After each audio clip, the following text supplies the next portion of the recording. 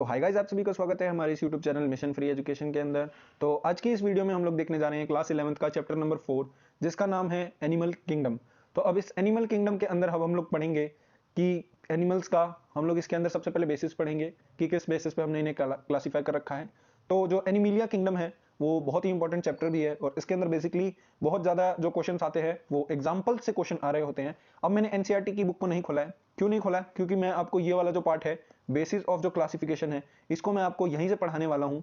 इसलिए मैं पढ़ाने वाला हूँ क्योंकि जो एनसीईआरटी है उसमें सब कुछ पैराग्राफ की फॉर्म में लिखा है, बट मैंने यहाँ पे आपके लिए आसान फॉर्मेट में कर रखा है और एक भी लाइन मैंने एनसीईआरटी से मिस नहीं की है। मैंने सबको एक आसान फॉर्मेट में करके पॉइंट वाइज लिख रखा है, जिससे कि हमें पढ़ने में काफ़ी आसानी होगी। और इसका जो पीडीएफ है मैं आपको पूरी तरीके से डिस्क्रिप्शन में दे दूंगा, जहां से आप भी इसे डाउनलोड करके पढ़ सकेंगे। तो चलिए शुरू करते हैं आज की इस वीडियो को। तो जो ये एनिमिलिया किंगडम है इसके अंदर जो मेंबर्स हैं एनिमिलिया के, वो सभी के सभी क्या है? मल्टी सेलुलर है। मल्टी सेलुलर मतलब एक से ज़्यादा सेल रखने वाले। अब इसके अंदर जो मैं आपको इस पीडीएफ के टाइप में पढ़ा रहा हूँ वो मैं आपको केवल और केवल बेसिस ऑफ क्लासिफिकेशन पढ़ाऊंगा। बाकी आगे जाके मैं आपको एनसीईआरटी बुक का जो पीडीएफ है उसके थ्रू पढ़ाने वाला हूँ पूरे तरीके से। अभी मैं केवल आपको बेसिस ऑफ क्लासिफिकेशन पढ़ाऊंगा। अब ये बेसिस ऑफ क्लासिफिकेशन क्या है? बेसिस ऑफ क्लासिफिकेशन का मतलब किस बेस पे हमने एनिमिलिया किंगडम को क्लासिफाई कर रखा है।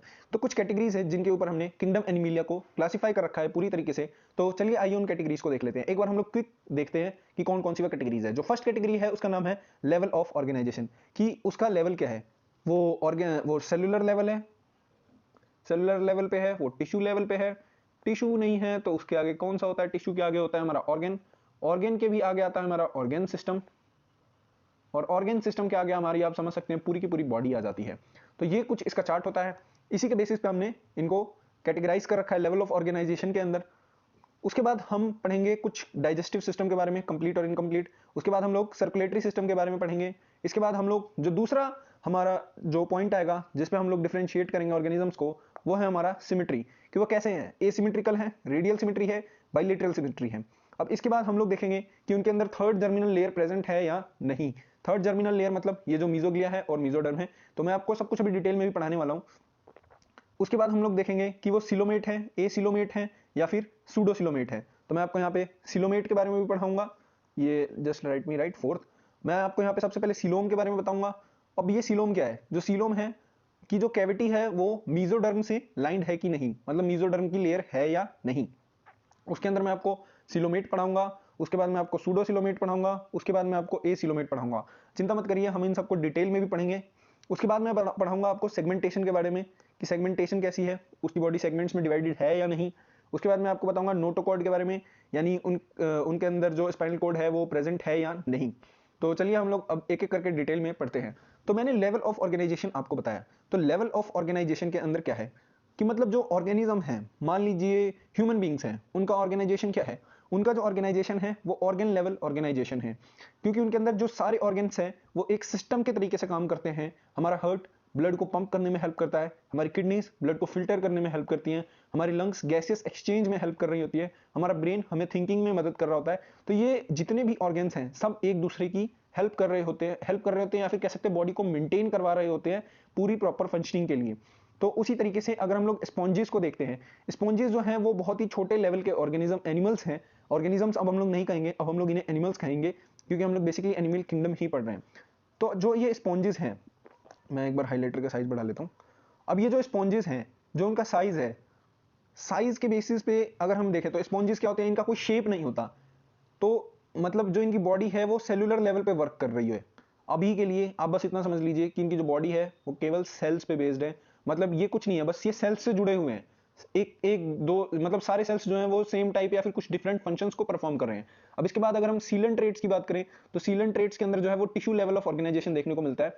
उसके बाद हम लोग प्लेटीहेल्मिन्थीज की बात करें तो हमें ऑर्गन लेवल देखने को मिलता है। उसके बाद अगर हम लोग annelids, arthropods, Mollusca, echinoderms and chordates, इनके अंदर देखें तो ऑर्गन सिस्टम देखने को मिलता है।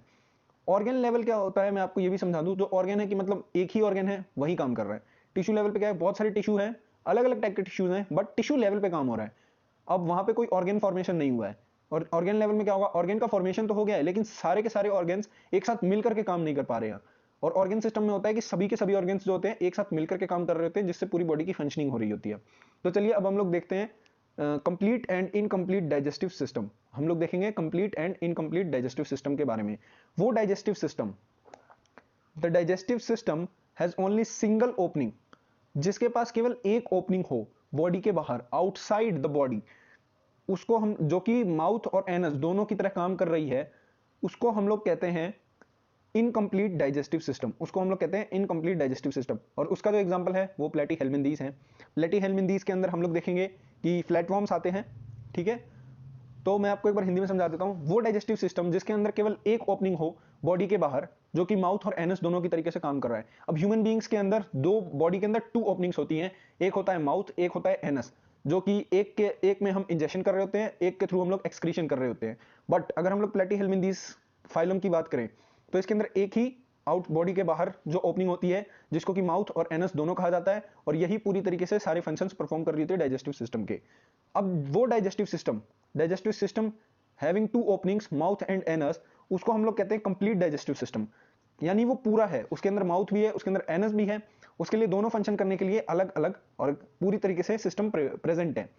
अब इसके बाद हम लोग देखेंगे open circulatory system and closed circulatory system. अब ये ओपन सर्कुलेटरी सिस्टम क्या होता है और क्लोज्ड सर्कुलेटरी सिस्टम क्या होता है, हम लोग इसके बारे में पढ़ते हैं। वो सर्कुलेटरी सिस्टम जिसके अंदर जो ब्लड है, blood is pumped out of heart and cells and tissues and directly bath in it. अब वो सर्कुलेटरी सिस्टम जिसके अंदर जो ब्लड है वो डायरेक्टली टिश्यूज के पास जाता है, सेल्स के पास जाता है, और जो सेल्स टिश्यूज हैं वो सब उनके अंदर डायरेक्टली बात कर रहे होते हैं। बात मतलब उन्हीं के अंदर भीगे हुए होते हैं, गीले, जैसे हमने अपना हाथ डाला पानी के अंदर तो वो पूरी की तरीके से भीगा हुआ है, उसी तरीके से समझ सकते हैं आप कुछ ऑर्गेनिज्म होते हैं जो कि इस टाइप का सर्कुलेटरी सिस्टम। मैं आपको इसका एक एग्जांपल भी दे सकता हूं, जो जैसे कि आपने कॉकरोच देखा होगा।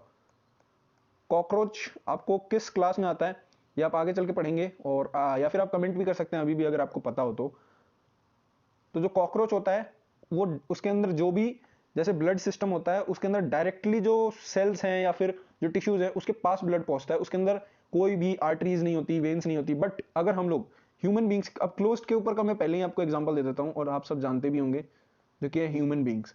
अब हमारे अंदर क्या होता है, जो ह्यूमन बींग्स होते हैं उनके अंदर आर्टरीज होती है, वेन्स होती हैं, कैपिलरीज होती हैं, different type of blood vessels होती हैं, जिनके थ्रू जो ब्लड है वो सर्कुलेट कर रहा होता है। ब्लड जो सर्कुलेट कर रहा होता है बहुत सारी वेसल्स के थ्रू, जिनका जो डायमीटर होता है वो अलग अलग होता है डिपेंडिंग अपॉन देयर फंक्शंस। अब इसके बाद हम लोगों का जो सेकंड बेसिस ऑफ क्लासिफिकेशन है वो है सिमेट्री के ऊपर, कि भाई उसकी सिमेट्री क्या है। वो ऑर्गेनिज्म जो है, अगर वो ऑर्गेनिज्म एसिमेट्रिकल है, एसिमेट्रिकल मतलब उसके सेंटर से कोई भी लाइन पास कर रही हो लेकिन वो उसको डिवाइड नहीं कर पा रही हो पूरी तरीके से। जैसे हम लोग समझ सकते हैं, मैं आपके सामने एक ऑर्गेनिज्म ड्रॉ करता हूं। जैसे हमने स्पॉन्जेस के बारे में पढ़ा था, कुछ इस टाइप के होते हैं स्पॉन्जेस, आपने देखा भी होंगे, मतलब इरेगुलर शेप होता है स्पॉन्जेस का। आपको मैं एनसीईआरटी में का उनका डायग्राम भी दिखाऊंगा अभी, जब हम लोग एनसीईआरटी की पीडीएफ खोल के उसमें पढ़ रहे होंगे अच्छी तरीके से तब। तो अगर हम लोग देखें तो हम लोग इसको मान लीजिए सेंटर से मैं इस लाइन को पास कर रहा हूँ, ये मान लेते हैं हमारा इसका सेंटर है, लेकिन ये इसको कभी भी टू इक्वल हाफ्स में डिवाइड नहीं कर पा रही है। सबसे मेन बात, अगर मैं कुछ स्पॉन्जेस ऐसे भी होते हैं, ऐसे आप समझ सकते हैं, तो ये कहीं से भी किसी भी सेंटर के थ्रू इसको मैं डिवाइड नहीं कर पा रहा हूं। इसीलिए any plane passes through the centre does not divide them into two equal halves, और इसका एग्जांपल भी हमें स्पॉन्जेस ही देखने को मिलते हैं। अब ये जितनी भी लाइंस है सब के सब एनसीईआरटी से है, मैंने खुद से कुछ भी नहीं लिखा, पूरी तरीके से एनसीईआरटी है। आप एनसीईआरटी खोलोगे आपको लाइंस आराम से देखने को मिल जाएगी, और एनसीईआरटी से मैंने कुछ भी छोड़ा भी नहीं है।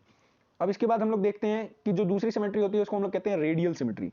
जब when any plane passes through the central axis of body divides the organism into identical halves।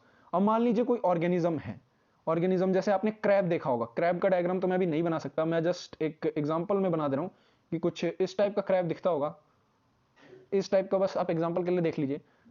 अब इसको मैं किसी भी एक्सिस में डिवाइड करूं, कुछ इस टाइप का भी बना लेते हैं। अब मान लीजिए मैंने इसको ऐसे डिवाइड किया तो भी ये दो हाफ में डिवाइड हो गया, मैंने इसको ऐसे किया तो भी ये दो हाफ में डिवाइड हो गया। तो कैसा भी ऑर्गेनिज्म हो, अगर उसके अंदर रेडियल सिमेट्री दिख रही है तो हमें यह समझना पड़ेगा कि हम उसको किसी भी हाफ में तोड़ सकते हैं। तो मैं आपको सिंपल शब्दों में बताता हूं, व्हेन एनी प्लेन, जब कोई भी प्लेन पास कर रही हो सेंट्रल एक्सिस से, ये एक्सिस जरूर होनी चाहिए इस एक्सिस से बॉडी के, और जो ऑर्गेनिज्म को डिवाइड कर दे रही है दो इक्वल हाफ्स में, उसको हम लोग कहते हैं रेडियल सिमेट्री। अब रेडियल सिमेट्री हमें कहां कहां देखने को मिलती है? रेडियल सिमेट्री में सीलेंट्रेट्स, टीनोफोरा, इकाइनोडर्म्स के अंदर देखने को मिलती है। अब इसके अंदर हम लोग अब इसके बाद हम लोग बात करते हैं बाइलेटरल सिमेट्री की। जब बॉडी को हम लोग डिवाइड करते हैं लेफ्ट और राइट हाफ्स में एक ही प्लेन के अंदर, मतलब मान लीजिए कोई भी ऑर्गेनिज्म है, ये हमारा फ्लैटवर्म मान लेते हैं, इसको मैंने यहाँ से सेंट्रल एक्सेस डाली, अब यहाँ पे ये हमारा सेंट्रल पॉइंट है। अब ये जो ऑर्गेनिज्म है केवल यहीं से लेफ्ट और राइट, ये एक जो इसका पार्ट है वो लेफ्ट है, ये एक जो पार्ट है उसका राइट है। अब ये इन दो पार्ट्स में डिवाइडेड है, लेफ्ट और राइट में, आइडेंटिकल लेफ्ट और राइट हाफ्स हैं उसके, इसलिए। अब इसका एग्जांपल है एनालिड्स और आर्थ्रोपोडा। अब इसके बाद हम लोग देखने जा रहे हैं थर्ड पॉइंट, जिसका नाम है डिप्लोब्लास्टिक एंड ट्रिप्लोब्लास्टिक। अब ये भी जो है वो एक क्लासिफिकेशन है, बेसिस ऑफ क्लासिफिकेशन है। मैं आपको पहले डायग्राम समझा देता हूँ अच्छे तरीके से, जिससे कि आपको क्लैरिटी मिले। अब ये जो लेयर है, ये वाली जो लेयर आप देख पा रहे होंगे, मैं एक बार इसको यूज करता हूँ। अब ये जो लेयर है आप लोग देख पा रहे होंगे, इस लेयर को हम लोग एक्टोडर्म कहते हैं, और ये दोनों के अंदर ही सेम होती है, ये दोनों के अंदर ही पूरी तरीके से सेम होती है। और ये जो अंदर वाली लेयर है, ये वाली लेयर होपफुली आप लोग देख पा रहे होंगे, ये वाली लेयर और एक ये वाली लेयर, ये दोनों की दोनों जो है इनको हम लोग कहते हैं एंडोडर्म, और इसको हम लोग कहते हैं एक्टोडर्म। अब इसके बाद जो ये अंदर की लेयर है ये वाली, let me first erase it, मैं एक बार इस पूरे को इधर लेके चला जाता हूं।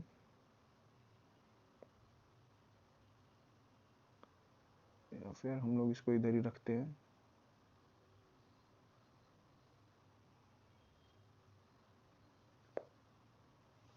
हाँ जी, तो देखते हैं। अगर ये वाली जो लेयर है, मेरे ख्याल से ये स्पेलिंग थोड़ी बिगड़ गई है, मैं आपको फिर से लिख के दिखा देता हूँ, सच कोई दिक्कत नहीं है हमें।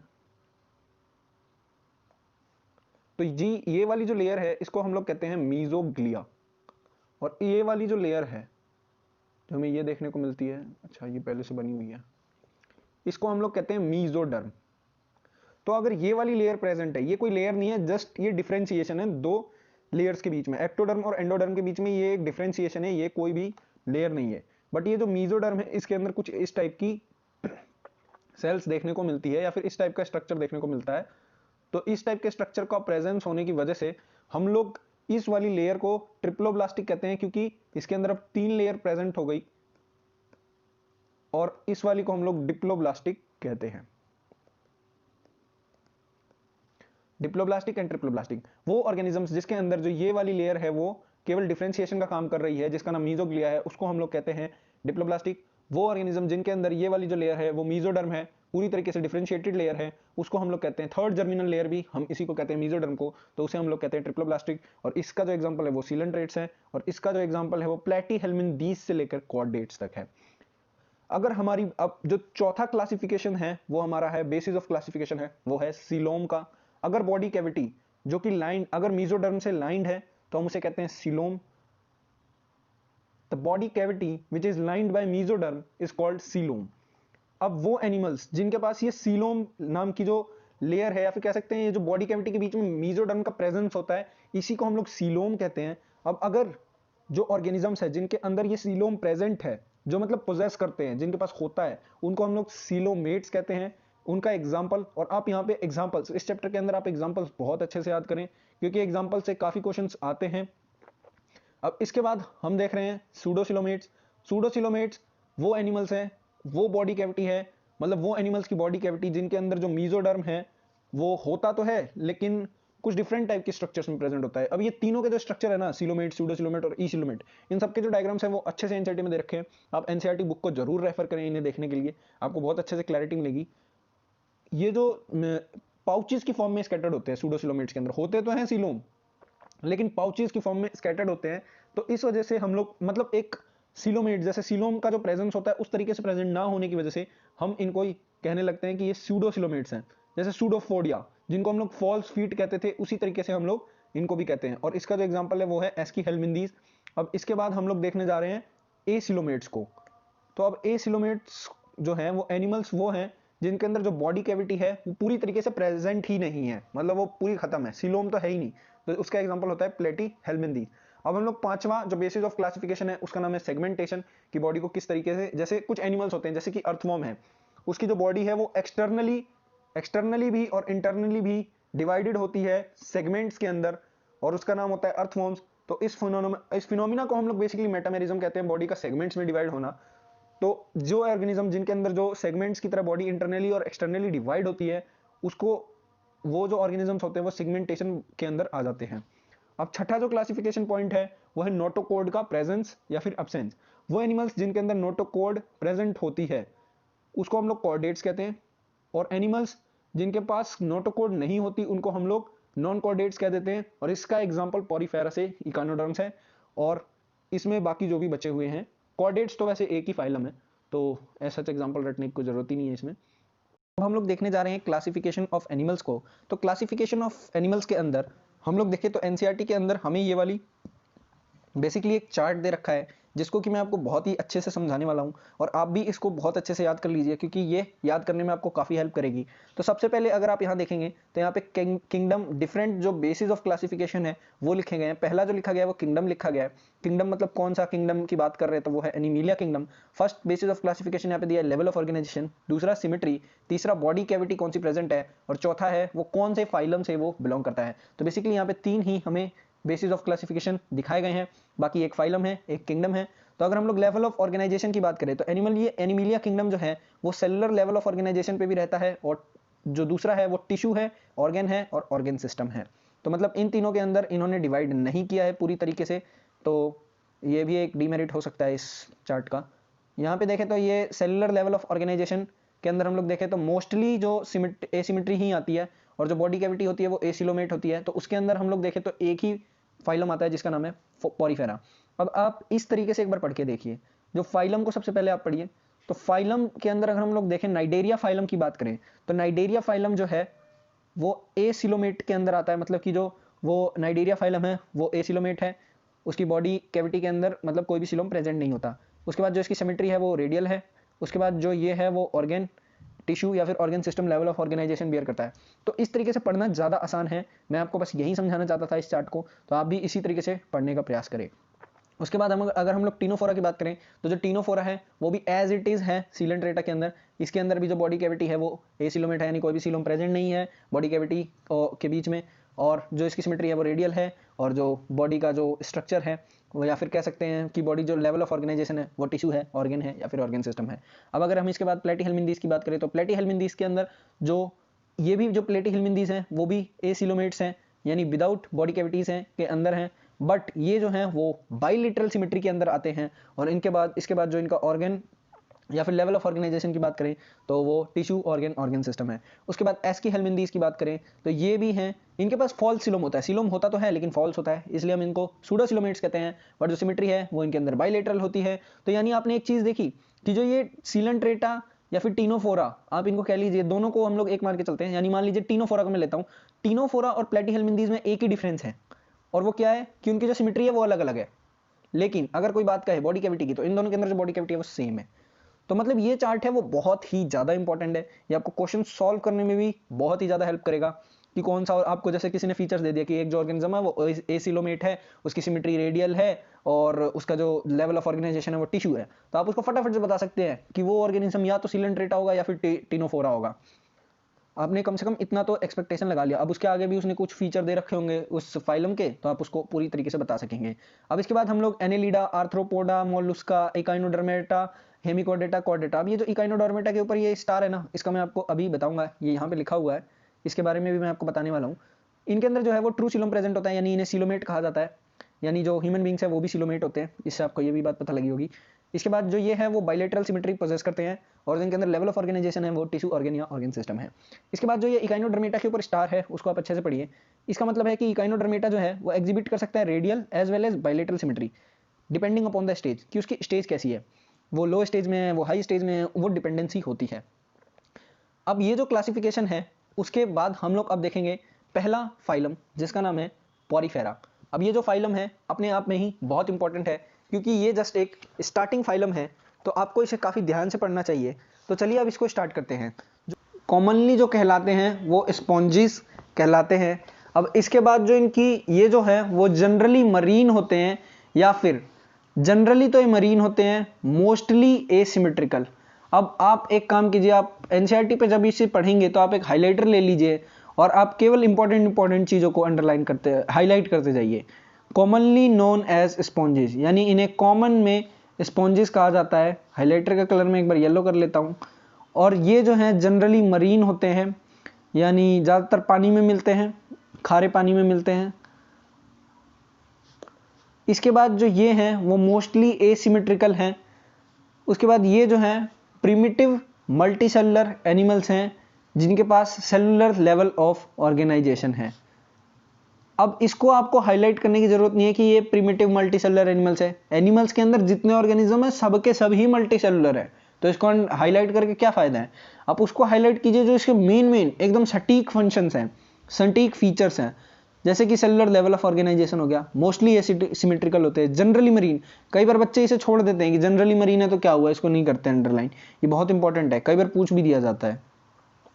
स्पॉन्जेस जो है उनके पास वाटर ट्रांसपोर्ट या फिर कनाल सिस्टम होता है उनकी बॉडी के अंदर, और जो वाटर है वो उनकी बॉडी के अंदर एंटर करता है छोटे छोटे पोर्स जिनको कि हम लोग ऑस्टिया कहते हैं, बॉडी वॉल के अंदर भी एंटर कर जाता है इनटू अ सेंट्रल कैविटी जिसका नाम स्पॉन्जोसील है। अब इसके बाद अगर हम देखें तो जो ये पानी है अब ये बाहर कैसे जाता है। अब ये पानी जो है वो बाहर जाता है ऑस्कुलम के थ्रू, और जो ये पाथवे है जिससे वाटर का ट्रांसपोर्ट हो रहा है उसमें और भी ये जो पाथवे है वाटर के ट्रांसपोर्ट के लिए ये हेल्पफुल होता है खाने को इकट्ठा करने के लिए, रेस्पिरेटरी एक्सचेंज के लिए और रिमूवल ऑफ वेस्ट के लिए। कोएनोसाइट्स जो होते हैं, कोएनोसाइट्स या फिर कॉलर सेल्स लाइन, कोएनोसाइट्स और collar cells line the spongocoel and canal. Digestion जो होता है इनके अंदर, अब इसको हम लोग फिर से हाईलाइटिंग शुरू कर देंगे। डाइजेशन जो होता है वो इंट्रासेलुलर होता है, यानी इनसाइड द बॉडी होता है। जो बॉडी है, body is supported by skeleton made of spicules और स्पॉन्जिन फाइबर्स। अब ये जो चीज़ है हमें अंडरलाइन करके रख लेनी है, क्यों? क्योंकि ये बहुत ही इंपॉर्टेंट है, इस पे क्वेश्चन पूछा भी गया है। जो सेक्सेस होते हैं वो सेपरेट नहीं होते हैं, यानी ये हर्माफ्रोडाइट है, जो दोनों मेल एंड जो फीमेल सेक्सेस हैं वो एक ही ऑर्गेनिज्म के ऊपर प्रेजेंट होते हैं। यहाँ पे लिखा भी है eggs and sperms are produced by the same individual. Sponges जो हैं वो रिप्रोड्यूस करते हैं एसेक्सुअली बाय फ्रेगमेंटेशन, और ये सब रिप्रोड्यूस करते हैं sexually by the formation of gametes. अब इनके अंदर जो फर्टिलाइजेशन है वो इंटरनल है, जो डेवलपमेंट है वो इनडायरेक्ट है। इनके अंदर एक लार्वल स्टेज होती है जो कि अलग होती है, larval stage which is morphologically distinct from adult. Morphologically मतलब फिजिकल स्टेट, मतलब बाहर से देखने में डिफरेंट होती है अपने पेरेंट वन से। तो पॉरीफेरा को हमने यहाँ पे कंप्लीट कर लिया है। पॉरीफेरा के बाद अब हम लोग देखने जाएंगे दूसरे फाइलम को। अब पॉरीफेरा के कुछ एग्जाम्पल्स हैं। पॉरीफेरा के जो एग्जाम्पल्स है वो है, सबसे पहला है साइकोन। साइकोन का स्ट्रक्चर अगर आपको देखना है तो ये देख सकते हैं, ये रहा साइकोन का स्ट्रक्चर। साइकोन के स्ट्रक्चर के बाद आता है यू स्पॉन्जिया। यू स्पॉन्जिया का स्ट्रक्चर भी आप लोग बहुत अच्छे से देख सकते हैं। उसके बाद आता है स्पॉन्जिला। अब ये जो स्ट्रक्चर्स है सारे, ये सब के सब एक ना एक बार पूछे गए हैं एग्जामिनेशंस के अंदर, तो मेरी आपसे यही गुजारिश है कि आप इन सबको अच्छे से पढ़ें, याद करें। स्ट्रक्चर जो डायग्राम है ये आपके अंदर छपे होने चाहिए आपके दिमाग के अंदर, तो क्योंकि ये डायग्राम डायरेक्ट क्वेश्चन में बना के दे दिए जाते हैं और आपसे इनका नाम पूछ लिया जाता है, तो कई बार हमें डायग्राम में कंफ्यूजन हो जाती है इसलिए। तो साइकोन को हम लोग साइफा भी कहते हैं। उसके बाद स्पॉन्जिला को हम लोग फ्रेश वाटर स्पॉन्ज कहते हैं। तो ये एक क्वेश्चन बन जाएगा कि which is known as fresh water sponge, Spongilla, 4 option दे देगा उसमें से पूछेगा। उसके बाद यू स्पॉन्जिया को हम लोग बाथ स्पॉन्ज कहते हैं। तो इस तरीके से क्वेश्चन बनाने के तरीके होते हैं। जब हम लोग एनसीईआरटी पढ़ रहे होते हैं तो हमें साथ साथ क्वेश्चन बनाने की चीजों पे भी ध्यान देना चाहिए कि मतलब क्वेश्चन किस तरीके से बन सकते हैं, हमें इनके ऊपर भी ध्यान देना चाहिए जिससे कि आसानी होगी। उसके बाद अब हम लोग फाइलम दूसरा स्टार्ट करने जा रहे हैं जिसका नाम है सीलेंट्रेटा। अब ये जो सीलेंट्रेटा फाइलम है वो एक्वेटिक होते हैं पूरी तरीके से। उसके बाद एक्वेटिक में भी ये मोस्टली मैराइन होते हैं, यानी ज़्यादातर खारे पानी में मिलेंगे। ससाइल और फ्री लिविंग होते हैं। अब ये ससाइल और फ्री लिविंग का मतलब मैं आपको अच्छे से समझाता हूँ। ससाइल का मतलब होता है free swimming animals. Free swimming animals क्या मतलब? ऑर्गेनिजम्स विच मूव बाय, वो ऑर्गेनिजम्स जो कि मूव कर रहे हो, which move by external forces. External forces मतलब वो कोई, अब हम लोग जो है ह्यूमन बींग्स जो हैं वो अपनी इंटरनल फोर्सेस लगाते हैं, लेग्स को मूव करते हैं, फ्रिक्शन के थ्रू आगे बढ़ रहे होते हैं। बट ये जो ऑर्गेनिजम्स हैं वो एक्सटर्नल फोर्सेस के थ्रू आगे बढ़ रहे होते हैं, तो इसलिए हम लोग इनको वाटर में होते हैं, और वाटर में होते हैं इसलिए ये ज़्यादातर वाटर करेंट्स के थ्रू, वाटर करेंट्स का मतलब है पानी के बहाव की तरफ मूव कर रहे होते हैं। और अगर हम लोग देखें इनके अंदर, तो इनकी जो सिमिट्री होती है वो रेडियली सिमिट्रिकल होते हैं, ये सब रेडियली सिमिट्रिकल एनिमल्स। जो इनका नाम है द नेम नाइडेरिया, वो जो है ये डिराइव हुआ है कहाँ से, ये डिराइव हुआ है क्नाइडोब्लास्ट्स और नाइडोसाइट्स, जो कि इनके अंदर स्टिंगिंग कैप्सूल्स होते हैं, जिनको कि हम लोग निमेटोसाइट्स कहते हैं, जो कि इनके टेंटिकल्स पे प्रेजेंट होती है, और ये जो टेंटिकल्स हैं वो इनकी बॉडी पे प्रेजेंट होती है। जैसे कि आपने जेलीफिश को देखा होगा, अब ये रही जेलीफिश, जेलीफिश पे आप देख सकते हैं टेंटिकल्स हैं जो कि इसकी बॉडी से अटैच्ड हैं। अब ये जो टेंटिकल्स हैं ये स्टिंगिंग कैप्सूल्स की तरह काम करते हैं, और इनको हम लोग निमेटोसिस्ट्स भी कहते हैं। अब ये जो थ्रेड लाइक ट्यूब है, ये जो भी ये थ्रेड लाइक ट्यूब है, थ्रेड लाइक ट्यूब, इसके अंदर टॉक्सिक सब्सटेंस होता है। इसके अंदर क्या होता है, टॉक्सिक सब्सटेंस होता है, जो कि ये प्रे की बॉडी में इंजेक्ट कर देती है। तो अब से हमें पता होना चाहिए कि जो ये जेलीफिश होती है वो टॉक्सिक सब्सटेंस को रिलीज कर सकती है, इसलिए हमें इनसे दूर रहने का प्रयास करना चाहिए। अब ये जो क्नाइडोब्लास्ट्स होते हैं वो एंकरेज के लिए यूज होते हैं। एंकरेज मतलब होल्डिंग के लिए, टू होल्ड। एंकरेज का मतलब होता है, आप ऐसे एनसीईआरटी को पढ़ेंगे तो आपको बहुत अच्छे से क्लियर होगी, इसलिए हमें हमेशा एनसीईआरटी को लाइन बाय लाइन पढ़ना चाहिए। इसलिए मैंने ये चैनल बनाया, जिससे कि हम एनसीईआरटी को लाइन बाय लाइन पढ़ सकें और हमें कोई भी दिक्कत आए ही ना। जो क्नाइडोब्लास्ट्स होते हैं वो यूज होते हैं एंकरेज के लिए, एंकरेज डिफेंस के लिए, और for capture of prey, prey को पकड़ने के लिए, शिकार को पकड़ने के लिए।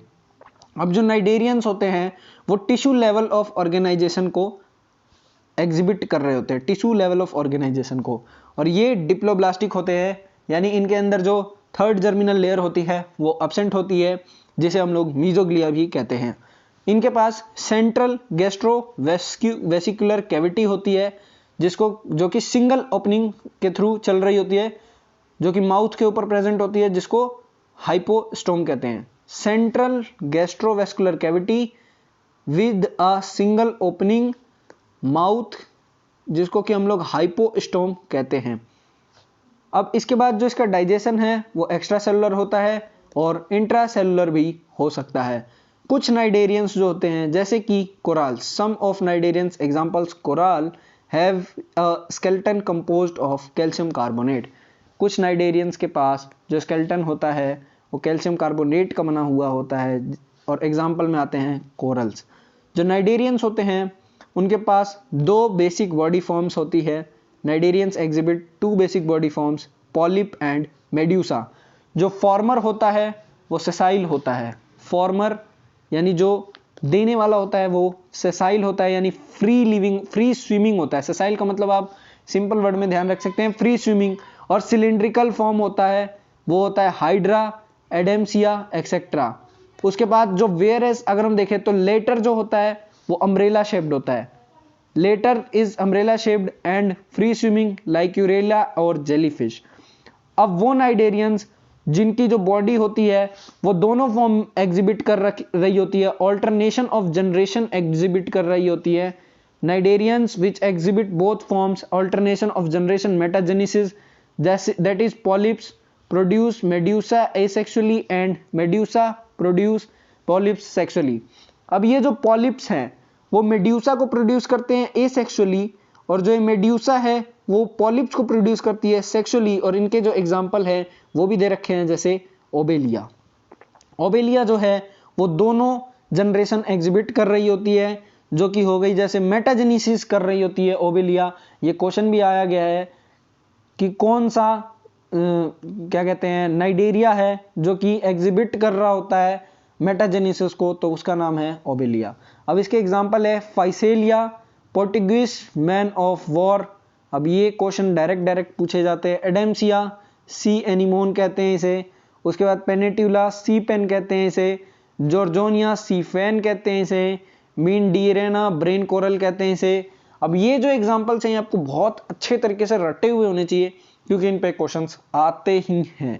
उसके बाद हमारा जो थर्ड फाइलम है उसका नाम है टीनोफोरा। तो अब ये जो थर्ड फाइलम है टीनोफोरा, जिसको कि हम लोग कॉमनली कहते हैं सी वॉलनट्स, कॉमनली नोन एज सी वॉलनट्स, कॉम्ब जेलीज।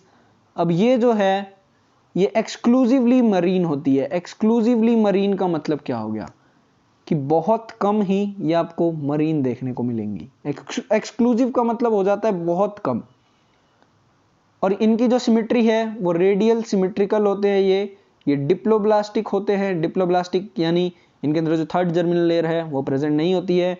इनके अंदर हमें टिश्यू लेवल ऑफ ऑर्गेनाइजेशन देखने को मिलता है। जो बॉडी होती है उनके पास 8 रो ऑफ सिलिएटेड कॉम्प्लेट्स होते हैं। ये रे 8, 1 2 3 4 5 6 7 8।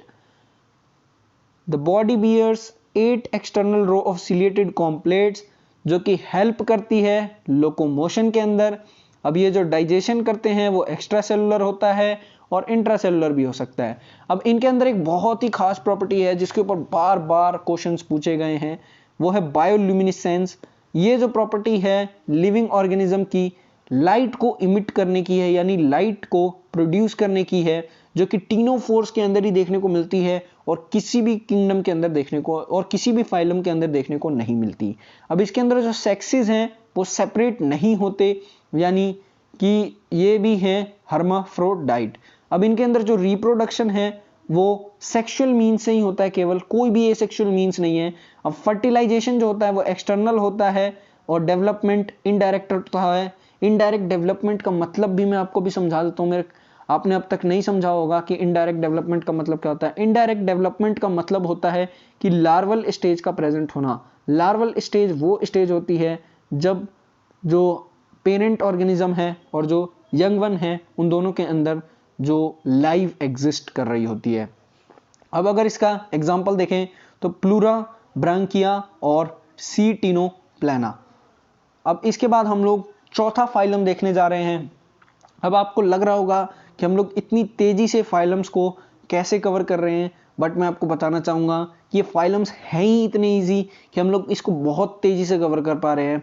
एज सच इसमें कोई भी दिक्कत है ही नहीं इस चैप्टर में। इस चैप्टर में केवल एक ही दिक्कत है कि इसके जो एग्जाम्पल्स, इसके जो नेम हैं वो बहुत ही टफ है। और इसके आगे हमें देखेंगे कोऑर्डिनेट्स को, तो कोऑर्डिनेट्स को थोड़ा समझना डीप में काफ़ी ज़रूरी होता है और कोऑर्डिनेट्स में थोड़ा हम टाइम भी देंगे ज़्यादा अपनी तरफ से। तो हम लोग इस जो ये छोटे छोटे फाइलम्स हैं इनको कवर करना कोई भी बड़ी बात नहीं है। इनमें से एज सच इतने हाई टाइप के क्वेश्चंस भी नहीं आते, just questions were based on examples and some few characteristics. तो आप उनको अच्छे से पढ़ लीजिए, आपके क्वेश्चन ईजिली क्लियर हो जाएंगे। उसके बाद अब हम लोग देखेंगे फोर्थ फाइलम जिसका नाम है प्लेटीहेल्मिन्थीज। अब ये जो प्लेटीहेल्मिन्थीज नाम का जो फाइलम है इसके जो ऑर्गेनिजम्स होते हैं वो डोर्सो वेंट्रली फ्लैटेंड बॉडी होती है, यानी आगे और पीछे से चपटी हुई एक रोटी की तरह होती है बिल्कुल। Dorso ventrally flattened body. Dorso मतलब होता है आगे, वेंट्रली होता है यानी पीछे, आगे और पीछे से जो बॉडी है वो चपटी है। फ्लैटेंड मतलब चपटी।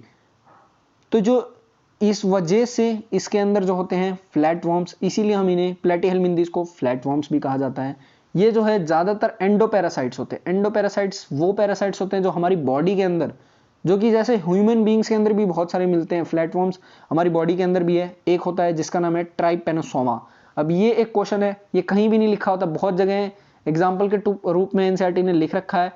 तो ट्राइपेनोसोमा जो कि हमारी ह्यूमन बींग्स की इंटेस्टाइन में प्रेजेंट होता है, ह्यूमन बींग्स की स्मॉल इंटेस्टाइन में प्रेजेंट होता है। स्मॉल इंटेस्टाइन जो कि डाइजेशन में भी हेल्प कर रहा होता है। एंडोपैरासाइट है, हमारी बॉडी के अंदर मिल रहा है। और जो फ्लैटवर्म्स होते हैं वो बाइलेटरल सिमेट्रिकल होते हैं, ट्रिप्लोब्लास्टिक होते हैं। इनके अंदर थर्ड जर्मिनल लेयर प्रेजेंट होती है जो कि मीजोडर्म होती है। ये एसिलोमेट एनिमल्स हैं, इनके अंदर जो सीलोम है वो प्रेजेंट ही नहीं होता। इनके अंदर ऑर्गेन लेवल ऑफ ऑर्गेनाइजेशन देखने को मिल जाता है। हुक्स और जो सकर्स हैं वो प्रेजेंट होते हैं पैरासिटिक फॉर्म के अंदर। अब ये जो आपने हुक्स और जो सकर है वो किसके अंदर प्रेजेंट होते हैं? Hooks and suckers are present. अब इसका एक एग्जांपल दे रहा हूं, इसने लिखा तो है हुक्स एंड सकर। हुक किस लिए यूज होता है? टू अटैच, कि मतलब पकड़ सके। ये आप इसको इस टाइप का, ये हुक टाइप का ही दिख रहा है, बट ये इसमें नहीं होता हुक, आप इसको मत समझ लीजिएगा, ये हुक नहीं होता इसके अंदर। इसको रब कर देता हूं। हुक प्रेजेंट होता है, हुक और जो सकर होते हैं वो, एक एग्जांपल मेरे को याद है, रियल लाइफ एग्जांपल, जो कि लीच होता है। अब लीच एक ऐसे टाइप का ऑर्गेनिज्म है जो कि हमारी बॉडी के अंदर पूरी तरीके से घुस जाता है और हमारी बॉडी के अंदर से ब्लड को सक करता है और वहीं पे बड़ा होता जाता है। आपने कई बार यूट्यूब पे वीडियोस डाल के भी देख लीजिए लीच की, आपको बहुत सारी वीडियोस देखने को मिल जाएगी। अब हुक क्या काम करता है? To hold on host body. अब होस्ट बॉडी के ऊपर चिपकना है तो उसके लिए कुछ होल्ड करने के लिए चाहिए, किस तरीके से पकड़ सको। अब सकर किस लिए होता है? सकर सक करने के लिए, सक द न्यूट्रिएंट्स को सक करवाता है जो सकर होता है। तो होपफुली आपको हुक्स एंड सकर का भी मैंने एक एग्जांपल दे दिया। ट्राइपेनोसोमा हमारी ह्यूमन बॉडी के अंदर है, उसका भी एक एग्जांपल दे दिया। अब इन दोनों पे क्वेश्चन काफी बार पूछा जा चुका है, इसलिए मैंने आपको एग्जांपल दिया है। अब कुछ जो होते हैं एब्जॉर्ब करते हैं न्यूट्रिएंट्स होस्ट बॉडी से डायरेक्टली उनकी बॉडी सरफेस से, जो कि लीच का मैंने एग्जांपल दे ही दिया आपको। इनके अंदर स्पेशलाइज्ड सेल्स होते हैं जिनका नाम होता है फ्लेम सेल्स। अभी इस पे ऊपर काफी बार क्वेश्चन पूछा गया है। Specialised cells called flame cells, जो कि ऑस्मो रेगुलेशन और एक्सक्रीशन के लिए हेल्पफुल होते हैं। अगर आपसे कोई भी क्वेश्चन पूछता है एक्सक्रीशन और ऑस्मो रेगुलेशन के लिए कौन से सेल्स प्रेजेंट होते हैं प्लेटीहेल्मिन्थेस के अंदर, तो आप बोलेंगे फ्लेम सेल्स। ऐसे क्वेश्चंस करके बहुत सिंपल क्वेश्चंस होते हैं, कोई भी टफ क्वेश्चंस नहीं होते हैं। सेक्सेस जो होते हैं वो सेपरेट नहीं होते हैं, यानी फिर से ये हर्माफ्रोडाइट हैं।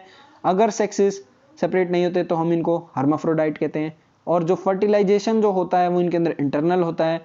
डेवलपमेंट जो है वो मेनी लार्वल स्टेजेस के अंदर होती है। सॉरी, मैंने आपको यहाँ पे गलत बता दिया कि जो डेवलपमेंट है वो इनडायरेक्ट है। अगर एक लार्वल स्टेज प्रेजेंट होती है तब जो डेवलपमेंट है वो इनडायरेक्ट होती है। अगर बहुत सारी लार्वल स्टेज है तो जो डेवलपमेंट है वो उसको हम लोग कहते हैं direct development. Okay, I hope it is clear. कुछ मेंबर्स होते हैं जैसे कि प्लेनेरिया, उनके पास बहुत ही ज्यादा रीजनरेशन कैपेसिटी होती है। प्लेटीहेल्मिन्थेस रीजनरेशन क्या होता है मैं आपको बता दूं। जैसे ये एक प्लेनेरिया है। अब प्लेनेरिया है तो अगर मान लीजिए यहाँ से कट लगा, एक्सीडेंटली कट लग गया, इसको कहीं से भी ऐसे कट हो गया यहाँ से बॉडी पार्ट, तो इतना बॉडी पार्ट फिर से एक ऑर्गेनिज्म बना लेगा पूरी तरीके से।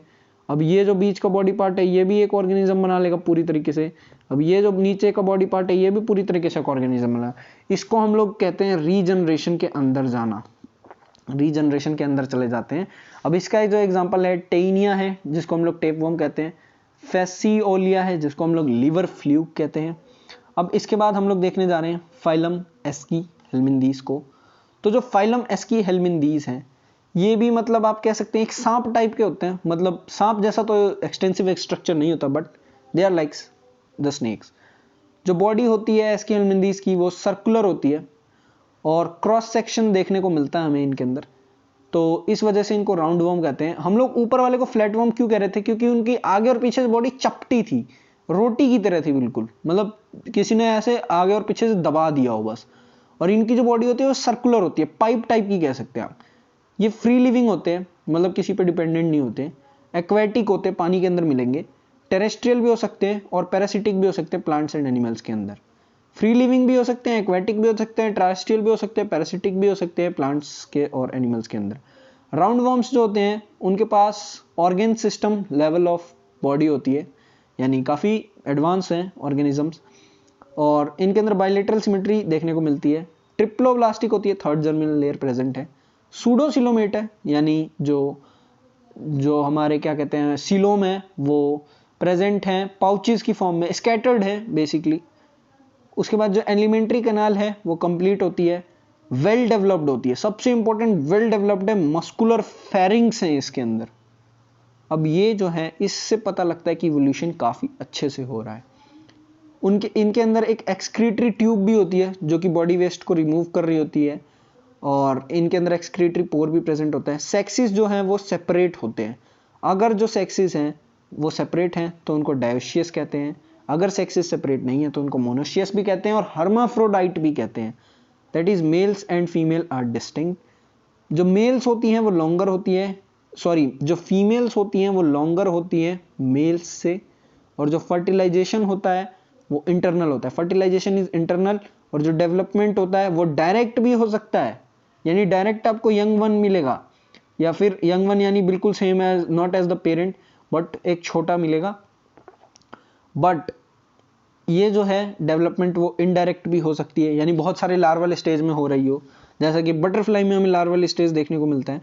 एग्जाम्पल स्कैरिस, वुशेरिया, एनिसोटेरिया, एनिकाइलोटमा।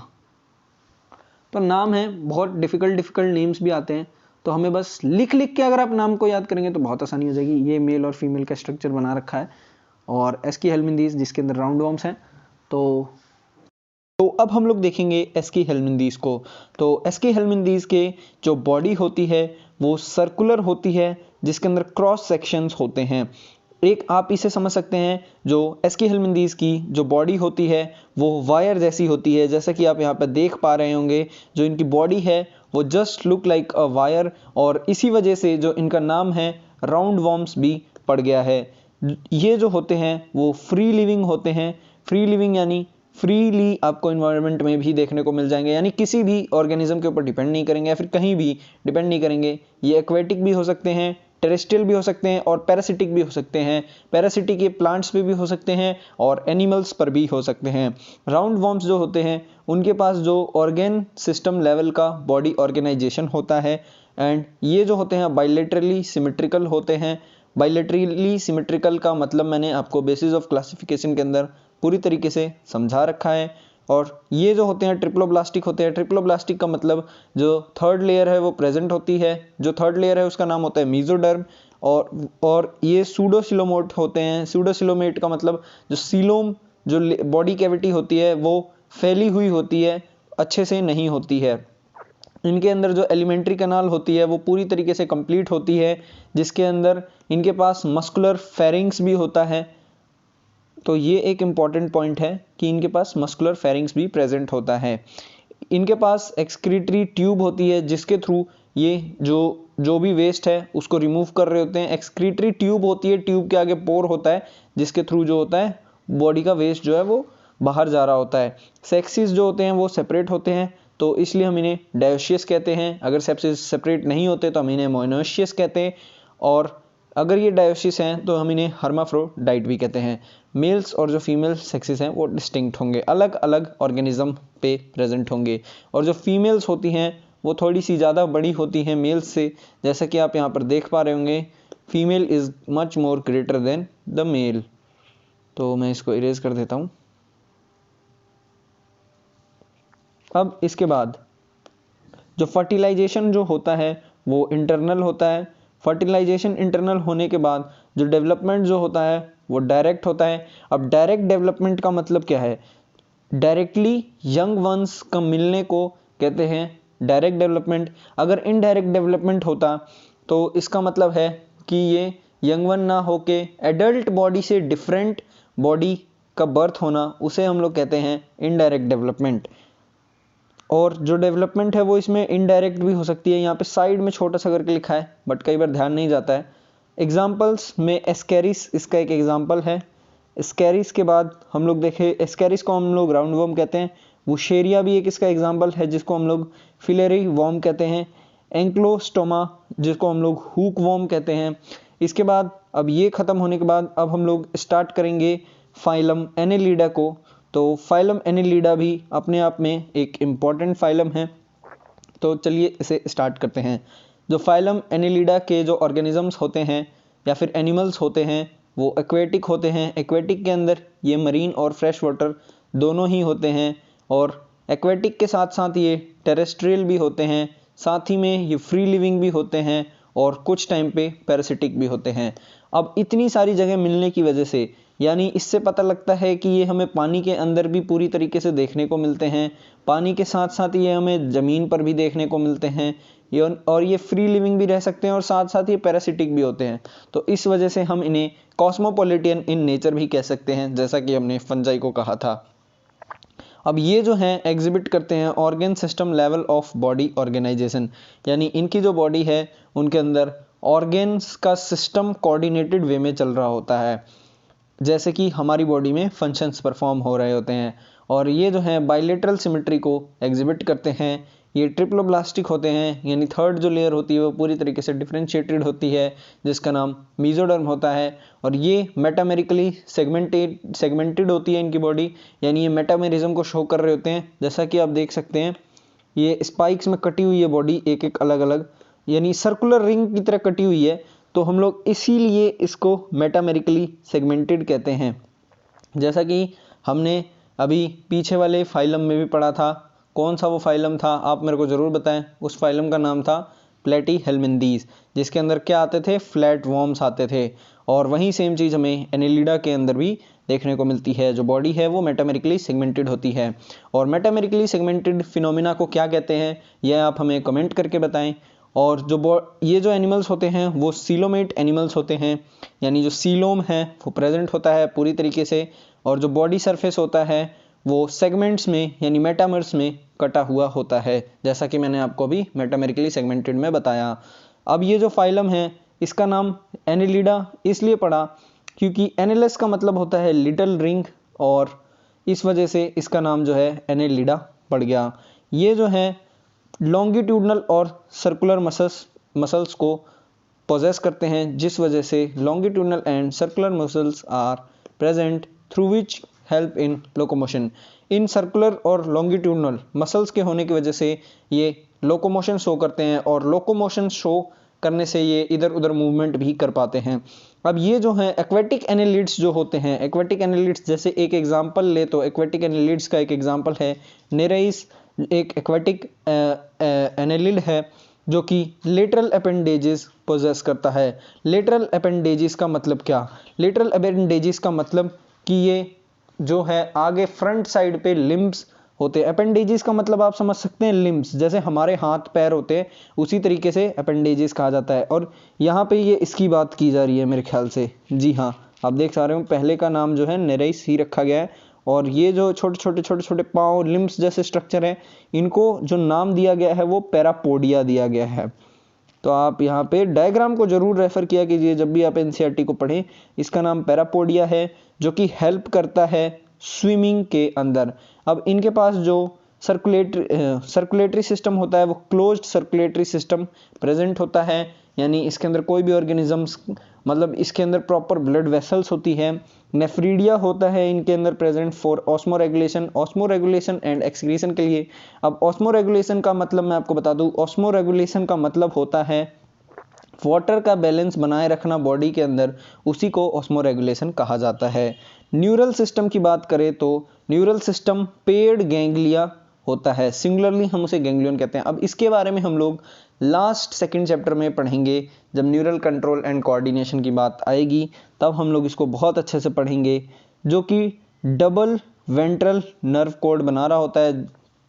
नेरेइस जो कि एक एक्वेटिक फॉर्म है वो डायोशियस होती है नेरेइस। अब ये यहाँ पे है, ये एक एक्वेटिक फॉर्म है यानी पानी में मिलती है, और ये जो है डायोशियस है। डायोशियस का मतलब मेल, और जो फीमेल सेक्स ऑर्गन्स है वो डिफरेंट ऑर्गेनिजम्स के ऊपर मिलेंगे।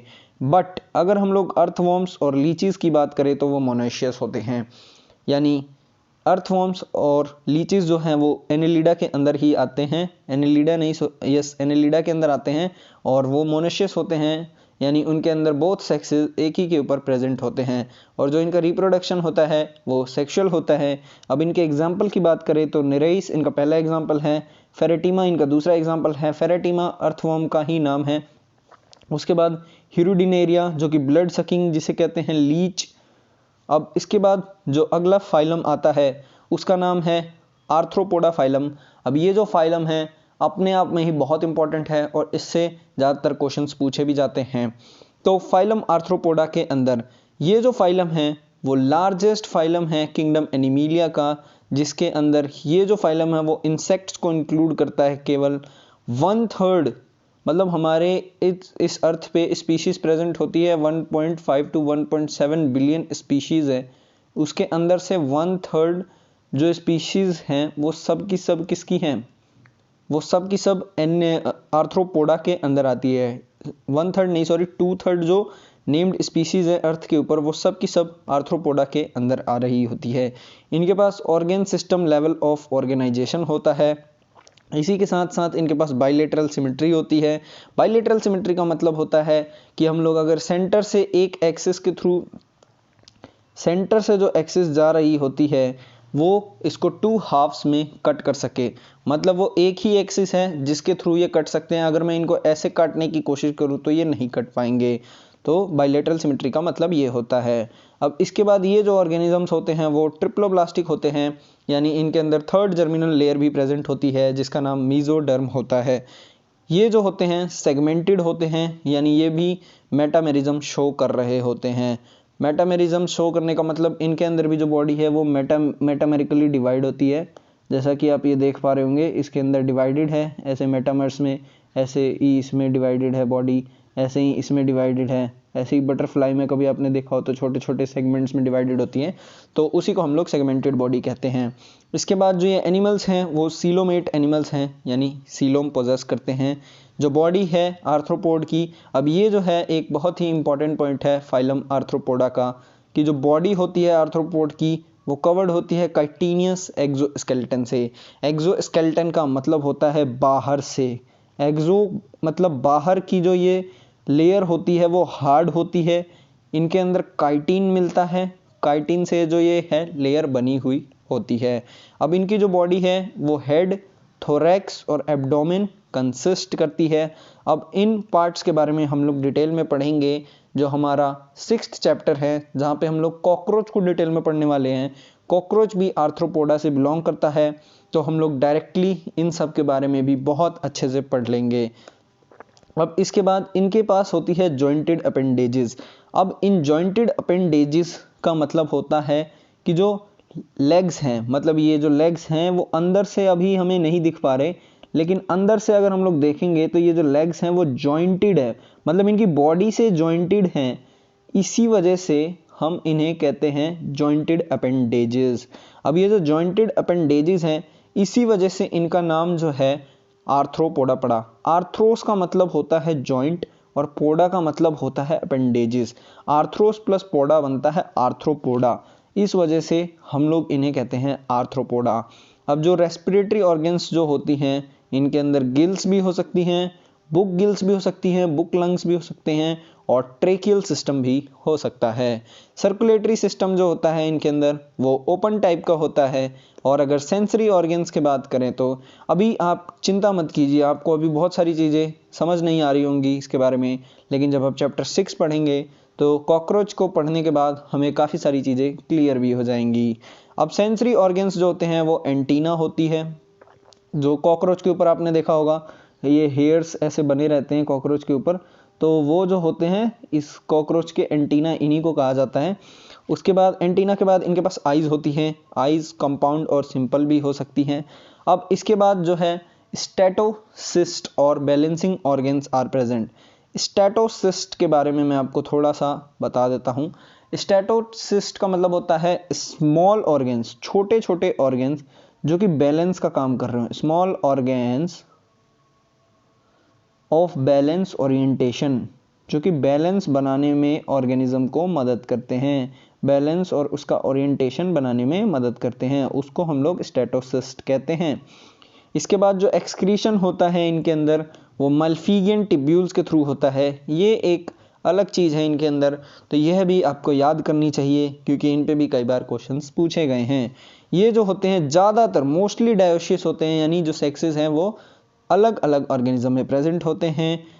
और जो फर्टिलाइजेशन है वो यूजुअली इंटरनल होता है।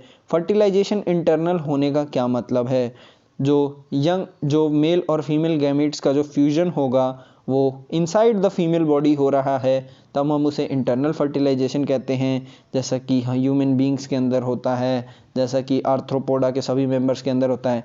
अगर जो मेल और फीमेल गैमेट्स का जो फ्यूजन है वो बाहर हो रहा है, आउटसाइड हो रहा है, दोनों में से मेल और फीमेल की बॉडी किसी में नहीं हो रहा है, तब हम उसे एक्सटर्नल फर्टिलाइजेशन कहते हैं। ये जो होते हैं मोस्टली ओवीपेरस होते हैं। ओवीपेरस का मतलब कि ये एग ले करते हैं। डेवलपमेंट इनकी जो होती है वो डायरेक्ट भी हो सकती है और इनडायरेक्ट भी हो सकती है। It is not dependent. इसके बाद अगर हम लोग इसके एग्जाम्पल्स देखें, अब ये जो ऑर्गेनिजम्स हैं इनके एग्जाम्पल्स ये जो फाइलम है इसके एग्जाम्पल्स बहुत ही ज़्यादा इम्पॉर्टेंट है। अगर फर्स्ट देखें तो इकोनॉमिकली इम्पॉर्टेंट इंसेक्ट्स के एग्जाम्पल हम लोग देख रहे हैं, उसके अंदर एपिस होती है हनी बी, उसके बाद बॉम्बिक्स जिसको हम लोग सिल्क वॉर्म कहते हैं, उसके बाद लेसिफर जो कि लैक इंसेक्ट होता है। उसके बाद ये तो हमने फर्स्ट देखा जो हमारे इकोनॉमिकली वेरी इंपॉर्टेंट होते हैं। उसके बाद दूसरे जो वेक्टर्स होते हैं जो कि हमें कॉज कर सकते हैं कुछ बीमारियां, जैसे एनोफिलस हो गया, एनोफिलस मॉस्किटो होता है, उसके बाद क्यूलेक्स हो गया, एडिस हो गया, ये सारे के सारे मॉस्किटो की वैरायटी है, यानी जो मॉस्किटो है वो भी आर्थ्रोपोडा के अंदर आता है। उसके बाद थर्ड हो गया ग्रीजेशियस पेस्ट जो कि पेस्ट की तरह काम करते हैं, जैसे लोकस्ट एक पेस्ट है। उसके बाद लिविंग फॉसिल जो है वो लिम्युलस है जिसका नाम किंग क्रैब भी कहा जाता है। अब इसके बाद जो हमारा फाइलम है वो जिसका नाम है वो है मोलस्का। अब ये जो मोलस्का फाइलम है वो सेकंड लार्जेस्ट एनिमल फाइलम है। मोलस्का जो होते हैं वो टेरेस्ट्रियल भी हो सकते हैं और एक्वेटिक भी हो सकते हैं। एक्वेटिक होंगे तो मरीन और फ्रेश वाटर के होंगे। अब ये जो हैं organ system level of organisation को बियर करते हैं। उसके बाद इनके अंदर बाइलेटरली सिमेट्रिकल देखने को मिलता है। उसके बाद ये जो ऑर्गेनिजम्स होते हैं वो ट्रिप्लोब्लास्टिक होते हैं। ट्रिप्लोब्लास्टिक के साथ साथ ये जो है वो सीलोमेट एनिमल्स होते हैं, यानी सीलम इनके अंदर प्रेजेंट होता है। और जो बॉडी है, अब ये एक इम्पॉर्टेंट पॉइंट है इसमें कि जो बॉडी है वो कवर्ड होती है कैलोरेशियस सेल से जो कि अनसेगमेंटेड होती है, distinct head, muscular foot and visceral hump. अब मैं आपको इसका मतलब बहुत ही डीप में समझाऊंगा और आपको समझना भी चाहिए क्योंकि इस पे क्वेश्चंस भी आते हैं। इनकी जो बॉडी है, लेट सपोज हमने इसका एग्जांपल लिया, इसका नाम है पाइला। आपने ऑलमोस्ट बहुत सारे बच्चों ने इसे देखा भी होगा। अब ये जो है पाइला का स्ट्रक्चर है, ये आप कह सकते हैं शंख टाइप का दिख रहा है, ठीक है। तो इसकी जो बॉडी है, ये जो बॉडी इसकी ऊपर से बनी है, यानी इसका जो एंडोस्केलेटन है, ध्यान रखना एंडोस्केलेटन वो कैल्सेरियस शेल से बना है। इसका जो एंडोस्केलेटन है वो किससे बना है, यहाँ पे लिखा भी है कैल्सेरियस शेल, कैल्सेरियस शेल से बना हुआ है इसका एंडोस्केलेटन। अब इसके बाद ये बोल रहा है कि जो ये है वो अनसेगमेंटेड है। अनसेगमेंटेड, आपको ध्यान देना है, अनसेगमेंटेड लिखा है, सेगमेंटेड नहीं लिखा है। बहुत बार जल्दी में गलती हो जाती है। अनसेगमेंटेड है इसका मतलब ये सेगमेंट्स में डिवाइड नहीं है, इसके अंदर मेटामेरिज्म का फिनोमिना शो नहीं हो रहा है। अब ये जो है डिस्टिंक्ट है, इसके अंदर जो हेड है इसका, क्या आप इसके अंदर इसका हेड, इसका मस्कुलर फुट, इसका विसरल हम्प, क्या आप इन सबको अलग अलग डिफरेंशिएट कर सकते हैं? नहीं कर सकते। With a distinct head, muscular foot and visceral hump. But यहीं यहाँ पे कुछ मेंबर्स है, जैसे कि ये ऑक्टोपस है। अगर हम लोग इसके अंदर भी देखना चाहें तो यहाँ पे हम लोग देख सकते हैं कि ये एक इसका सिंपल हेड है, ये इसका आप कह सकते हैं कि मस्कुलर फुट टाइप का कुछ लग रहा है। उसके बाद ये एक हम्प, ये जो है ये हम्प की तरह दिख रहा है।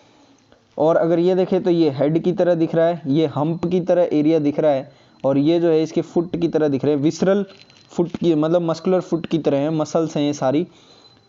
एक सॉफ्ट स्पॉन्जी लेयर, अब ये जो कुछ पॉइंट्स हैं वो थोड़े इंपॉर्टेंट है। एक सॉफ्ट स्पॉन्जी लेयर होती है स्किन की जो कि उसके ऊपर लगी हुई होती है, विसरल हम्प के ऊपर लगी हुई होती है, इसके ऊपर जो है वो बेसिकली लगी हुई होती है।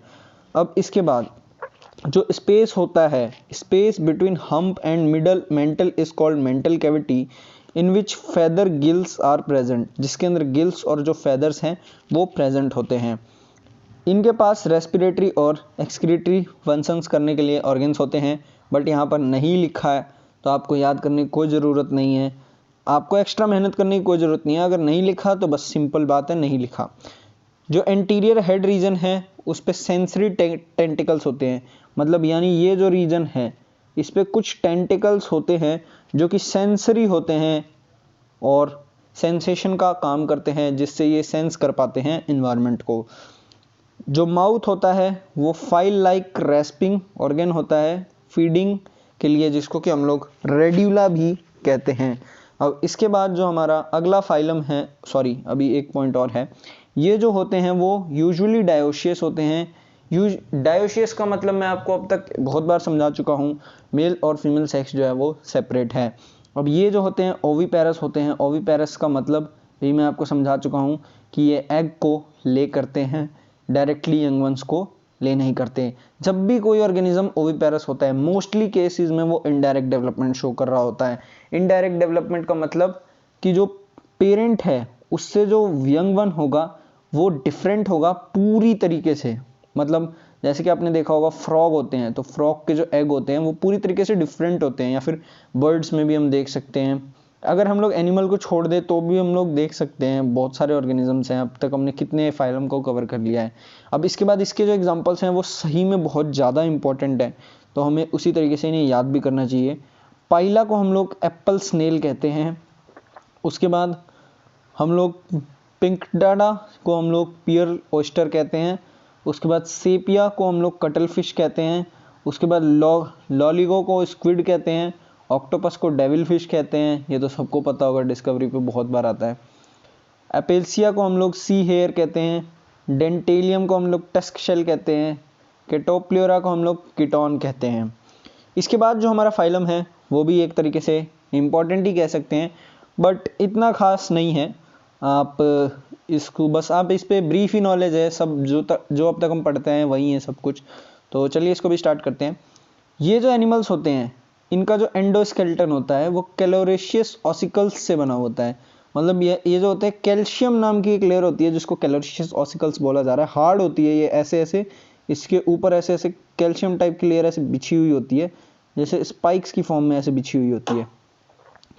तो इस वजह से अब ये कैलोरेशियस ऑसिकल्स होने की वजह से हम लोग इसको इकाइनोडर्मेटा का नाम देते हैं।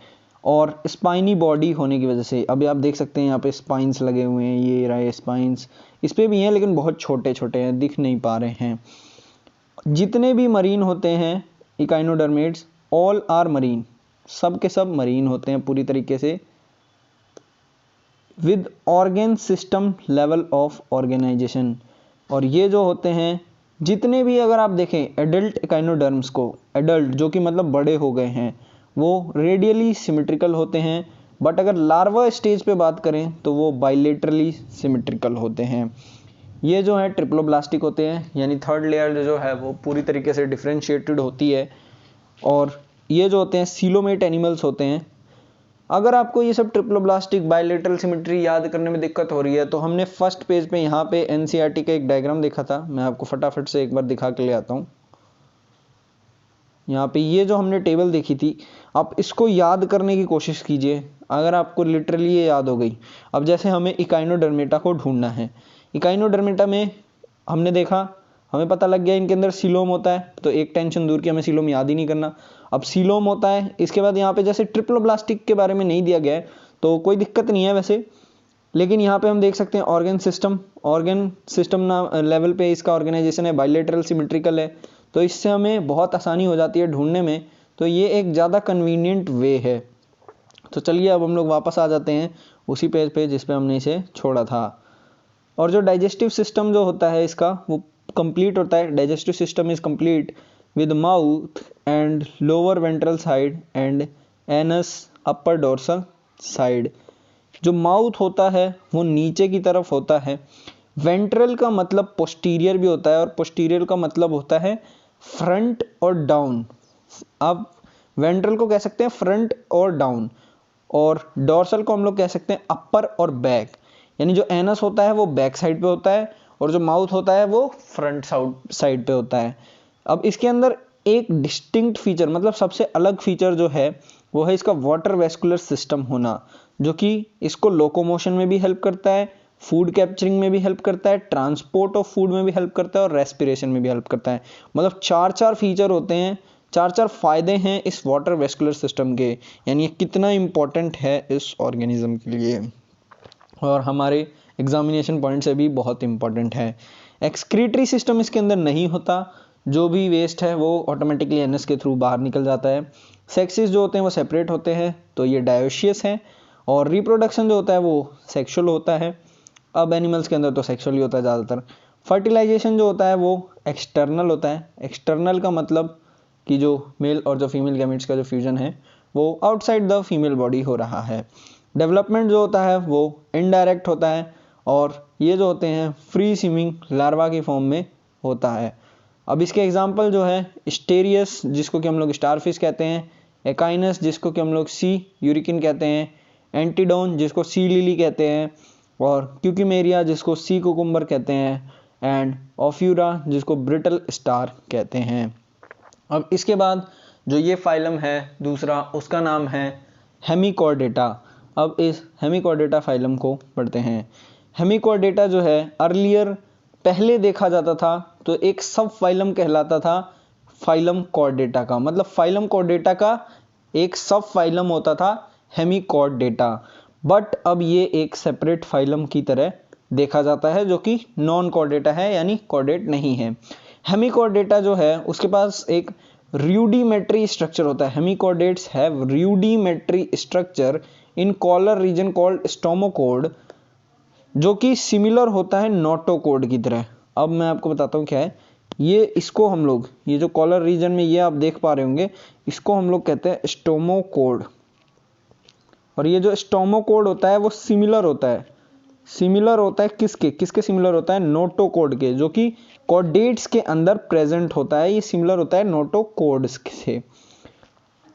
अब इनकी जो बॉडी होती है वो organ system of level organisation को रखती है, और ये जो होते हैं बाइलेटरली सिमेट्रिकल होते हैं। बाइलेटरली सिमेट्रिकल होने के साथ साथ ये ट्रिप्लोब्लास्टिक होते हैं, यानी जो थर्ड जर्मिनल लेयर होती है वो पूरी तरीके से डिफरेंशिएटेड होते हैं, और ये सीलोमेट एनिमल्स होते हैं, यानी सीलोम भी प्रेजेंट होता है। बॉडी जो होती है वो सिलेंड्रिकल होती है, और इसके पास एंटीरियर प्रोबोसिस रीजन होता है, इसको हम लोग कहते हैं प्रोबोसिस रीजन। उसके बाद जो एंटीरियर प्रोबोसिस, एंटीरियर का मतलब मैं आपको समझा चुका हूं अभी अभी।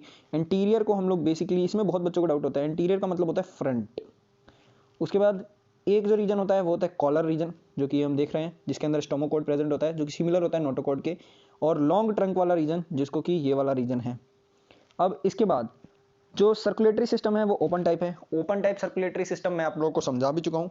ओपन टाइप सर्कुलेटरी सिस्टम का मतलब होता है कि जो ब्लड मतलब टिश्यूज हैं, सेल्स हैं, वो डायरेक्टली बात करते हैं ब्लड के अंदर, कोई भी ब्लड वेसल्स प्रेजेंट नहीं होती है। और जो रेस्पिरेशन होता है वो गिल्स के थ्रू होता है। एक्सक्रीटरी ऑर्गन प्रोबोसिस ग्लैंड है इसके अंदर, ये एक इंपॉर्टेंट पॉइंट है जो कि इन्होंने जल्दी जल्दी में बता दिया है, लेकिन कई बार क्वेश्चन आ जाते हैं। सेक्सिस जो है वो सेपरेंट है, यानी ये डायोशियस है। फर्टिलाइजेशन जो है वो एक्सटर्नल है। अब एक्सटर्नल फर्टिलाइजेशन का मतलब फिर से वही बात है, ये जो गैमेट्स का जो फ्यूजन है वो आउटसाइड है फीमेल बॉडी के। डेवलपमेंट जो है वो इनडायरेक्ट है, पूरी तरीके से इनडायरेक्ट है, और इसके एग्जाम्पल जो है बेलानोग्लॉसस एंड सेकोग्लॉसस। उसके बाद हम लोग आते हैं फाइलम कॉर्डेटा के ऊपर। अब ये जो फाइलम है सबसे इंपॉर्टेंट है क्योंकि सबसे ज़्यादा पढ़ाया भी एनसीईआरटी ने इसी फाइलम को है, तो बेसिकली इंपॉर्टेंट तो होना ही है। तो अब ये जो फाइलम कॉर्डेटा है, इसके लिए, इस कॉर्डेटा के अंदर जाने के लिए कुछ कैरेक्टरिस्टिक चाहिए किसी भी ऑर्गेनिज्म को, characterised by presence of fundamental चीज़ें चाहिए, कुछ फीचर्स चाहिए। तो पहला है कि नोटोकोड बाई प्रेजेंट होनी चाहिए, presence of notochord very important, और साथ ही साथ अ डोर्सल होलो नर्व कॉर्ड जो कि आगे जाके ब्रेन बनाएगी और स्पाइनल कोड बनाने वाली है, इसीलिए एक डोर्सल होलो नर्व कॉर्ड का प्रेजेंस चाहिए। उसके बाद पेयर्ड फेरिंजियल ग्लिल स्लिट्स जो कि बेसिकली अब मैमल्स के अंदर देखोगे तो आप लंग्स होते हैं। ये जो होते हैं कॉर्डेट्स जो होते हैं वो बाइलेटरली सिमेट्रिकल होती है। अब ह्यूमन बींग्स को भी देख सकते हो आप, बाइलेटरली पूरी तरीके से सिमेट्रिकल होते हैं। ये जो है वो नर्व कॉर्ड है, ये आपको दिख रही होगी, ये नर्व कॉर्ड है, और ये जो है ये नोटोकोड है। अब ये जो नोटोकोड है यही तो हमारी स्पाइनल कोड बना रही होती है। अब ये जो है नर्व कोड है जो कि हमारी ब्रेन बना रही होती है। अब ये जो है गिल स्लिट्स हैं जो कि जिन्हें हम लंग्स कहते हैं, मतलब हमारे अंदर, बाकी ऑर्गेनिजम्स के अंदर तो अभी ये थोड़े लो लेवल के ऑर्गेनिजम्स हैं। और इसको हम लोग पोस्ट एनल टेल कहते हैं, जो कि हम बेसिकली देखने को मिलती है। ये जो कॉर्डेट्स होते हैं वो ट्रिप्लोब्लास्टिक होते हैं। सब कुछ सेम है यार, कुछ भी डिफरेंट नहीं है। Organ system level of organisation हमें देखने को मिलता है। इनके पास दे पोजेस, देखिए ये एक इंपॉर्टेंट चीज़ है, they possess a post anal tail and a closed circulatory system. Close circulatory system तो कॉर्डेट्स की खासियत है। अब इसके बाद हम लोग डिफरेंस देखेंगे कॉर्डेट्स और नॉन कॉर्डेट्स के बीच में। कॉर्डेट्स के अंदर जो नोटोकोड होती है वो प्रेजेंट होती है। अब ये नोटोकोड हमारी स्पाइनल कोड बना रही होती है, लेकिन नॉन कॉर्डेट के अंदर वही चीज़ आपको हमें एब्सेंट देखने को मिलती है। Notochord is present but notochord is absent in non chordates. इनके अंदर जो सेंट्रल नर्वस सिस्टम होता है वो डॉर्सल होता है, हॉलो होता है और सिंगल होता है। मैं आपको अभी समझा रहा हूँ क्योंकि ये एकदम से समझ नहीं आता। आपको 3 वर्ड्स का मतलब यहाँ पे बहुत अच्छे से समझ आना चाहिए, डॉर्सल का, वेंट्रल का, सॉलिड का, होलो का, सिंगल का और डबल का। अब इसके बाद हम लोग डबल डॉर्सल का सबसे पहले मीनिंग देखते हैं। तो डॉर्सल का मतलब क्या होता है? डॉर्सल का मतलब होता है, लेट मी जूम इट, पहले मैं इसको एक बार जूम कर लूँ। डॉर्सल का मतलब होता है अपर और बैक साइड। अपर और बैक साइड को हम लोग डॉर्सल कहते हैं। अपर या जो बैक साइड है बॉडी की उसको हम लोग डॉर्सल कहते हैं, और वेंट्रल को हम लोग कहते हैं फ्रंट और एब्डोमिनल। फ्रंट कह लो या फिर एब्डोमिनल कह लो, उसको हम लोग कहते हैं, क्या कहते हैं, वेंट्रल कहते हैं। अब डॉर्सल को ही हम लोग कह देते हैं पोस्टीरियर, अब और वेंट्रल को हम लोग कह देते हैं एंटीरियर। तो हमें ये कुछ टर्म्स हैं जिनको याद रखना है, बहुत अच्छे से याद रखना है, जिससे कि हम भूलें ना। इनके अंदर जो होता है, कॉर्डेट्स के अंदर फेरिंग्स प्रेजेंट होता है और परफोरेटेड होती है गिल स्लिट्स से, यानी गिल स्लिट्स प्रेजेंट होता है जो कि पुश करता है वाटर को अंदर और फिर ऑक्सीजन उसमें से आ जाता है। गिल स्लिट्स एब्सेंट होती है। हार्ट जो होता है वेंट्रल होता है। वेंट्रल का मतलब मैं अभी समझा चुका हूँ, आगे की तरफ होता है कॉर्डेट्स के अंदर, और जो इनके अंदर हार्ट होता है वो डॉर्सल होता है, यानी पीछे की तरफ होता है, अगर है तो, नहीं है तो नहीं होगा। इनके अंदर पोस्ट एनाल पार्ट टेल की प्रेजेंट होती है, इनके अंदर एब्सेंट होती है। फाइलम कॉर्डेटा जो है वो 3 सब फाइलम में डिवाइडेड है। जो पहला है वो है यूरोकॉर्डेटा और ट्यूनिकेटा। अब ये एक ही है क्योंकि और लिखा है, यूरोकॉर्डेटा और ट्यूनिकेटा एक है। उसके बाद सिफेलोकॉर्डेटा दूसरा सब फाइलम है। उसके बाद तीसरा सब फाइलम है वर्टिब्रेटा। अब इसके बाद जो सब फाइलम यूरोकॉर्डेटा है और अगर सिफेलोकॉर्डेटा, अगर हम इन दोनों को जोड़ दें, यूरोकॉर्डेटा प्लस सिफेलोकॉर्डेटा, तो हमारा बन जाएगा प्रोटोकॉर्डेटा। मतलब आप यूरोकॉर्डेटा प्लस सिफेलोकॉर्डेटा कर दो, आपको मिल जाएगा प्रोटोकॉर्डेटा। एंड ये जो थे वो एक्सक्लूसिवली मेराइन थे। यूरोकॉर्डेटा के अंदर जो नोटोकॉर्ड थी वो प्रेजेंट थी, बट केवल और केवल लार्वल टेल के अंदर प्रेजेंट थी। यूरोकॉर्डेटा के अंदर मैंने अभी अभी आपको बताया जो नोटोकॉर्ड थी वो प्रेजेंट तो थी, लेकिन केवल और केवल लार्वल टेल के अंदर प्रेजेंट थी। बट अगर वहीं बात करें हम लोग सिफेलोकॉर्डेटा की, तो सिफेलोकॉर्डेटा के अंदर जो हमारी लार्वल टेल या फिर कह सकते हैं नोटोकॉर्ड जो थी वो पूरी लाइफ तक रहती थी और हेड टू टेल एक्सटेंड कर रही होती थी। अब हम लोग अगर एग्जांपल देखें तो यूरोकॉर्डेटा के एग्जांपल थे एस्किडिया, सेल्पा, ड्यूलोमिया, और सिफेलोकॉर्डेटा के देखें तो ब्रैंकिस्टोमा, एम्फोक्सिस और लैंसलेट। अब आपको एक कमेंट्स में आंसर करना है कि एम्फोक्सिस और लैंसलेट का मीनिंग क्या होता है। ये आपका होमवर्क समझ सकते हैं आप, बहुत छोटा होमवर्क है, गूगल पर डालेंगे फटाफट से मिल जाएगा। जो मेंबर्स हैं सब फाइलम के वर्टिब्रेटा के, मतलब वर्टिब्रेटा जो फाइलम थर्ड सब फाइलम है, हमने दो की तो पढ़ाई पूरी तरीके से कर ली, जो कि यूरोकॉर्डेटा है और एक सिफेलोकॉर्डेटा है, और अगर हम दोनों को जोड़ दें तो प्रोटोकॉर्डेटा बन जाता है। अब जो ये मेंबर्स होते हैं सब फाइलम वर्टिब्रेटा के, वो उनके पास होती है नोटोकॉर्ड। उनकी एम्ब्रियोनिक लाइफ में, उनकी एम्ब्रियोनिक पीरियड में, अगर हम लोग वर्टिब्रेटा की बात करें तो वर्टिब्रेटा के पास उनकी एम्ब्रियोनिक लाइफ में जो नोटोकॉर्ड है वो प्रेजेंट होती है। बट जैसे जैसे वो एडल्ट होते जाते हैं, जैसे जैसे इन्फेंट्स से आगे बढ़ते हैं, नोटोकॉर्ड जो होती है वो रिप्लेस हो जाती है कार्टिलीजिनियस कह सकते हैं, या फिर आप बोनी वर्टिब्रल कॉलम से, जो कि हमारी पीछे की जो रीढ़ की हड्डी है उसमें पूरी तरीके से बदल जाती है अडल्ट के अंदर। अब जितने भी वर्टिब्रेट्स हैं, इससे हमें पता लगता है कि all vertebrates are chordates but all chordates are not vertebrates. जितने भी वर्टिब्रेट्स हैं वो सब के सब कॉर्डेट्स तो कहला सकते हैं, लेकिन सभी कॉर्डेट्स को हम वर्टिब्रेट्स नहीं कह सकते, क्योंकि एडल्ट लाइफ में जो उनकी कार्टिलेजिनियस जो वर्टिब्रल कॉलम में तब्दील नहीं होती है। अब हम लोग देखें, जो दूसरा कैरेक्टर है वर्टिब्रेट का वो वेंट्रल मस्कुलर हार्ट है। जो वर्टिब्रेट्स होते हैं उनके पास मस्कुलर हार्ट होता है, जो कि 2 चैम्बर्ड भी हो सकता है, 3 चैम्बर्ड भी हो सकता है और 4 चैम्बर्ड भी हो सकता है।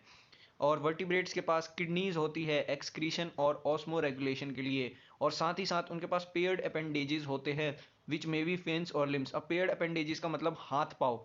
अगर हम लोग टेरेस्ट्रियल एनिमल्स के बात करें तो उसके अंदर हाथ पाँव हो सकते हैं, अगर हम लोग एक्वेटिक एनिमल्स की बात करें तो उनके अंदर फिन्स हो सकते हैं, और अगर ह्यूमन बींग्स की बात करें या फिर किसी और ऑर्गेनिज्म की बात करें जो कि धरती पर रहता है तो उसके अंदर लिम्स हो सकती है। तो अब हम लोग वर्टिब्रेटा को सब फाइलम के अंदर देखेंगे, यानी वर्टिब्रेटा जो डिवीजन है उसको भी अब हम लोग क्लासेस के अंदर डिवाइड करेंगे। तो जो डिवीजन है वर्टिब्रेटा, वर्टिब्रेटा के अंदर एक तो होता है एग्नेथा और दूसरा जो है वो होता है ग्नेथोस्टोमेटा। अब एग्नेथा वो होता है जिसके अंदर लैक जॉ, यानी उसके अंदर जो जबड़ा है वो नहीं होता, लेकिन ग्नेथोस्टोमेटा के अंदर जो जबड़ा है वो होता है। अब एग्नेथा के अंदर केवल एक ही क्लास आती है जिसका नाम है साइक्लोस्टोमेटा, और जो ग्नेथोस्टोमेटा है उसके अंदर 2 सुपर क्लास आती है। अब ये ध्यान रखना ये सुपर क्लास है, ये कई बार गलती हो जाती है कि क्लास मान के चल जाते हैं, लेकिन ये होती सुपर क्लास है। और अगर हम लोग एग्नेथा के अंदर देखें तो एक ही क्लास है जो कि है साइक्लोस्टोमेटा, और अगर हम लोग सुपर क्लास के अंदर देखें तो दो हमारे पास सुपर क्लास आती है जो कि ग्नैथोस्टोमेटा के अंडर होती है। तो पहली है पाइसेस और दूसरी है टेट्रापोडा। अब ये जो पाइसेस हैं उनके पास तो फिन्स होते हैं, यानी ये क्लास जो है फिशेस के अंडर होगी, इसके अंदर मतलब पूरी तरीके से फिशेस होंगी। और ये जो क्लास है टेट्रापोडा, इसके अंदर लिम्स होते हैं, यानी ये जो ऑर्गेनिजम्स होंगे कहीं ना कहीं टेरेस्ट्रियल भी होंगे। अब इसके अंदर जो क्लास है वो क्लास दो में बटी है, कॉन्ड्रिच थाइस और उसके बाद है ओस्टिच थाइस।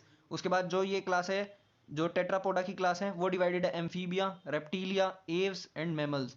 तो चलिए आइए अब हम लोग सबसे पहले देखते हैं साइक्लोस्टोमेटा को। तो साइक्लोस्टोमेटा जो है क्लास है किसकी, डिवीजन एग्नेथा की। तो जो साइक्लोस्टोमेटा है इसके अंदर जितने भी लिविंग ऑर्गेनिजम्स हैं या फिर लिविंग मेंबर्स हैं साइक्लोस्टोमेटा के, वो सब के सब एक्टोपैरासाइट है। एक्टोपैरासाइट का क्या मतलब है? एक्टोपैरासाइट का मतलब होता है parasite that live outside host body. Parasite that live outside host body. तो आप इस चीज को नोट कर लीजिए। और ये जो साइक्लोस्टोमेटा है, इनके पास इलोंगेटेड यानी खींची हुई गिल स्लिट्स होती है जो कि 6 से 15 होती है पेयर के अंदर, जो कि रेस्पिरेशन में मदद कर रही होती हैं। अब ये जो साइक्लोस्टोम्स होते हैं वो उनके पास सकिंग माउथ होता है, यानी वो पुल करते हैं, मतलब इनके पास जॉ नहीं होता है। हमने अभी यहाँ पे पढ़ा था एग्नेथा के अंदर आते हैं, ये लैक करते हैं जॉ को। इनके पास जॉ ना होने की वजह से इनके पास सर्कुलर माउथ होता है जो कि इनको सकिंग में हेल्प कर रहा होता है। और इनके पास जॉज नहीं होते। जो इनकी बॉडी होती है उसके ऊपर स्केल्स नहीं होते। डिवॉइड का मतलब होता है नहीं होना। बॉडी के ऊपर एक भी स्केल्स नहीं होते। बॉडी जो होती है बिल्कुल स्मूथ टाइप की होती है। और इनके पास पेड फिन्स भी नहीं होते। अब इनके अंदर क्रेनियम और जो वर्टिब्रल कॉलम है, क्रेनियम वही जो जहाँ पे ब्रेन होता है, और वर्टिब्रल कॉलम वो जहाँ पे हमारी स्पाइनल कॉर्ड होती है। अब ये जो दो पार्ट्स हैं वो पूरी तरीके से इनकी बॉडी के अंदर कार्टिलेज से बने हैं, यानी ये सॉफ्ट होते हैं। हमारी बॉडी में जैसे ये दोनों की दोनों चीज़ें बोन्स से बनी है तो ये हार्ड होती हैं। इनके अंदर जो सर्कुलेशन जो होता है वो क्लोज टाइप का सर्कुलेशन होता है।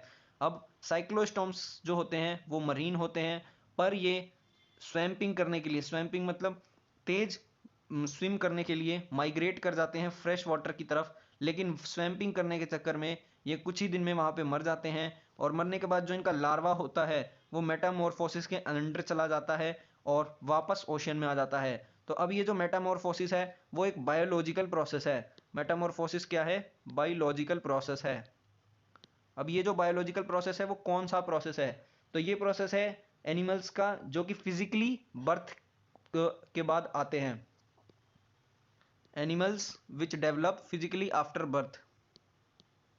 Animals which develop physically after birth, यानी ये वो एनिमल्स है जो कि बर्थ के बाद फिजिकली खुद से ही डेवलप हो जाते हैं। तो अब इसके एग्जाम्पल्स की बात करें तो इसका पहला एग्जाम्पल है पेट्रोमाइजोन। मैं आपको फिर से बता रहा हूँ, एग्जाम्पल्स इस चैप्टर में बहुत ही ज़्यादा हैं और बहुत ही ज़्यादा इंपॉर्टेंट भी हैं। और ये जो पेट्रोमाइजोन है इसका जो नाम है वो लैम्प्रे है। माइग्जिन जिसको हम लोग हैग फिश कहते हैं। अब हम लोग दूसरी क्लास की तरफ बढ़ते हैं जिसका नाम है कॉन्ड्रिच थाइस। कॉन्ड्रिच थाइस फिशेस को आप देख सकते हैं, कुछ इस टाइप की दिखती हैं। तो ये जो होती हैं वो पूरी तरीके से मरीन होती है। इनकी जो बॉडी होती है स्ट्रीमलाइंड होती है। स्ट्रीमलाइंड होने की वजह से ये पूरी तरीके से स्विमिंग अच्छे से कर पाती हैं। इनका जो एंडोस्केलेटन है, मतलब इनका जो ढांचा है, जैसे हमारे में जो हमारी बॉडी का जो ढांचा है वो बोन्स से बना है, लेकिन इनके अंदर जो इनकी बॉडी का ढांचा है वो पूरी तरीके से एंडोस्केलेटन है, यानी कार्टिलेजिस से बना हुआ है। माउथ जो है इनका वो लोकेटेड है वेंट्रली। अब मैंने आपको बताया था वेंट्रली का मतलब होता है फ्रंट साइड और डाउन साइड, मतलब फ्रंट या फिर लोअर साइड। तो यहाँ पे फ्रंट का मतलब है, आप देख सकते हैं यहाँ पे जो इनका माउथ है वो फ्रंट साइड पे प्रेजेंट है, यानी वेंट्रली लोकेटेड है। अब जो नोटोकोड जो होता है वो परसिस्टेंट होता है through out the life. Persistent का मतलब कभी भी होता ही नहीं है, इनके अंदर नोटोकोड होता ही नहीं है। अब गिल स्लिट्स जो होते हैं वो सेपरेट होते हैं और ओपेरक्युलम नहीं होता इनके अंदर। गिल स्लिट्स सेपरेट होते हैं, सबसे इंपॉर्टेंट बात तो पहले ये। और ओपेरक्युलम का मतलब क्या होता है? ओपेरक्युलम एक टाइप की गिल कवरिंग है और जो कि इनके अंदर नहीं होती। ओपेरक्युलम जैसे हमारी लंग्स के अंदर प्लूरा नाम की लेयर होती है जो कि हमारी लंग्स को प्रोटेक्ट कर रही होती है, उसी तरीके से फिशेस के अंदर गिल्स होते हैं। तो गिल्स को जो प्रोटेक्ट करने वाली लेयर होती है वो उसे हम लोग ओपेरक्युलम कहते हैं। तो आप इस बात को ध्यान रखें अब से। जो स्किन जो होती है इनकी बॉडी की वो टफ होती है, जिसके अंदर छोटे छोटे स्केल्स होते हैं, प्लेकोइड स्केल्स होते हैं। मतलब आप प्लेकोइड स्केल्स का मतलब होता है रिजिड प्लेट्स लाइक बॉडी होती है, जो बॉडी होती है उस पर खुरदरी सी होती है, ऐसी ऐसी प्लेट्स बने हुए होते हैं। और प्लेट्स कैसे होते हैं, रिजिड होते हैं, हार्ड प्लेट्स होते हैं। और जो इनके टीथ है वो मॉडिफाइड होता है प्लेकोइड स्केल से, जो कि डायरेक्टली बैकवर्ड होता है, मतलब जो कि इनको पीछे की तरफ कर रहा होता है। जो इनके जॉ होते हैं, मतलब जो जबड़े होते हैं इनके अंदर। अब इस क्लास के अंदर कॉन्ड्रिच थाइज जो क्लास है वो हमारी आती है किसके अंदर, वो हमारी क्लास आती है पाइसिस के अंदर। तो पाइसिस जो होते हैं वो फिन्स भी बियर करते हैं और साथ ही साथ जॉज भी बियर करते हैं, क्योंकि ये क्लास डिवीजन ग्नाथोस्टोमेटा के अंदर आते हैं। तो इसलिए इनके पास जॉ होते हैं, और जो जॉ होते हैं इनके बहुत ही ज़्यादा पावरफुल होते हैं। ये जो एनिमल्स हैं वो प्रीडेशियस है। प्रीडेशियस का मतलब ये प्रे पे डिपेंडेंट है, मतलब छोटे एक्वेटिक एनिमल्स में जो भी खाना वाना है वो मतलब दूसरे लिविंग एनिमल ऑर्गेनिजम्स के ऊपर डिपेंडेंट होते हैं। अब इनके पास जो इनकी बॉडी होती है जो इनकी बॉडी होती है उस पे एयर ब्लैडर्स प्रेजेंट नहीं होते। इनकी बॉडी के ऊपर एयर ब्लैडर्स प्रेजेंट ना होने की वजह से इनको कॉन्स्टेंटली स्विम करते रहना होता है, जिससे कि ये लोग डूब ना जाएं। अगर इन्होंने क्या कहते हैं, अगर इन्होंने स्विम करना बंद कर दिया तो ये जो है सिंक कर सकती हैं। इस वजह से ये जो है पूरे समय तक स्विम करती रहती हैं। जो इनका हार्ट होता है वो 2 चैम्बर्ड होता है, एक ऑरिकल होता है यानी एक एट्रियम होता है और एक वेंट्रिकल होता है। कुछ के अंदर कुछ जो कॉन्ड्रिच थाइज जो होती हैं कुछ, उनके अंदर जो है इलेक्ट्रिक ऑर्गन्स प्रेजेंट होते हैं। जैसे उसका एग्जांपल दें तो एग्जांपल है टॉर्पेडो। टॉर्पेडो के अंदर इलेक्ट्रिक ऑर्गन्स प्रेजेंट होते हैं। और कुछ जो है पॉइजन स्टिंग को कैरी करती है, सम पोजेस पॉइजन स्टिंग, उसका एग्जांपल दे तो ट्राइगोन। और ये जो होते हैं कोल्ड ब्लडेड होते हैं, तो कोल्ड ब्लडेड को पोइक्यो थर्मस कहा जाता है, जैसा कि मैंने आपको बताया है। अब जो पोइक्योथर्मस होता है वो, जो कोल्ड ब्लडेड एनिमल्स होते हैं वो अपना टेम्परेचर खुद से रेगुलेट नहीं कर पाते, इस वजह से हम इन्हें पोइक्योथर्मस भी कहते हैं और कोल्ड ब्लडेड भी कहते हैं। अब ये जो सेक्सेस जो होते हैं इनके अंदर वो सेपरेट होते हैं, यानी male and female sexes are separate. और जो मेल पेल्विक फिन्स होता है उसके अंदर क्लैस्पर्स होते हैं, मतलब ये इसको आप देख पा रहे होंगे, इसको कहा जाता है क्लैस्पर पूरी तरीके से। They have internal fertilisation. अब जो इनकी बॉडी है वो इंटरनल फर्टिलाइजेशन है, यानी फ्यूजन जो है मेल और फीमेल गैमेट का वो बॉडी के इनसाइड होता है फीमेल के। और बहुत सारे जो हैं, मतलब सारे नहीं, बहुत सारे जो हैं वो वीवी पैरस हैं, यानी वो डायरेक्टली बर्थ देते हैं यंग वंस को। तो आइए अब इनके एग्जांपल्स देख लेते हैं। एग्जांपल्स काफ़ी इंपॉर्टेंट होते हैं। स्कोइलिडोन जो कि एक डॉग फिश का एग्जांपल है। उसके बाद प्रिटिस जिसको कि हम लोग सॉ फिश कहते हैं। उसके बाद कार्काडोन, कार्कारोडोन जिसको कि हम लोग ग्रेट वाइट शार्क कहते हैं। उसके बाद ट्राइगोन जिसको कि हम लोग स्ट्रिंगरे कहते हैं। ट्राइगोन यहाँ पे भी है, ट्राइगोन को हम लोग पॉइजन स्टिंग कहते हैं जिसमें जहर होता है। इलेक्ट्रिक ऑर्गन्स भी होते हैं, टॉर्पेडो के अंदर होते हैं। अब उसके बाद दूसरी क्लास देखते हैं हम लोग ऑस्टियोसाइट्स। ऑस्टियोथाइज जो है वो भी हमारी सब क्लास स्पाइसेस के अंडर ही आती है और डिवीजन ग्नाथोस्टोमेटा के अंदर ही आती है। और इनके पास भी जॉज होते हैं और इनके पास फिन्स प्रेजेंट होते हैं, क्योंकि ये एक्वेटिक होती हैं। ये बोथ आपको मरीन वाटर में मिलेंगी और फ्रेश वाटर में भी मिलेंगी। इनके पास एक्सोस्केलेटन जो होता है वो बोनी होता है। और हमने अभी पीछे पढ़ा था जो इनका एक्सोस्केलेटन होता है वो कार्टिलिजेनियस होता है, यानी कार्टिलेज का बना होता है। इनके अंदर जो इनका ढांचा है बॉडी का वो कार्टिलेज से बना है। लेकिन अगर हम लोग ऑस्टियोथाइज की बात करें तो जो इनका बॉडी का ढांचा है वो बोन्स से बना है। जो इनकी बॉडी होती है वो स्ट्रीमलाइंड होती है।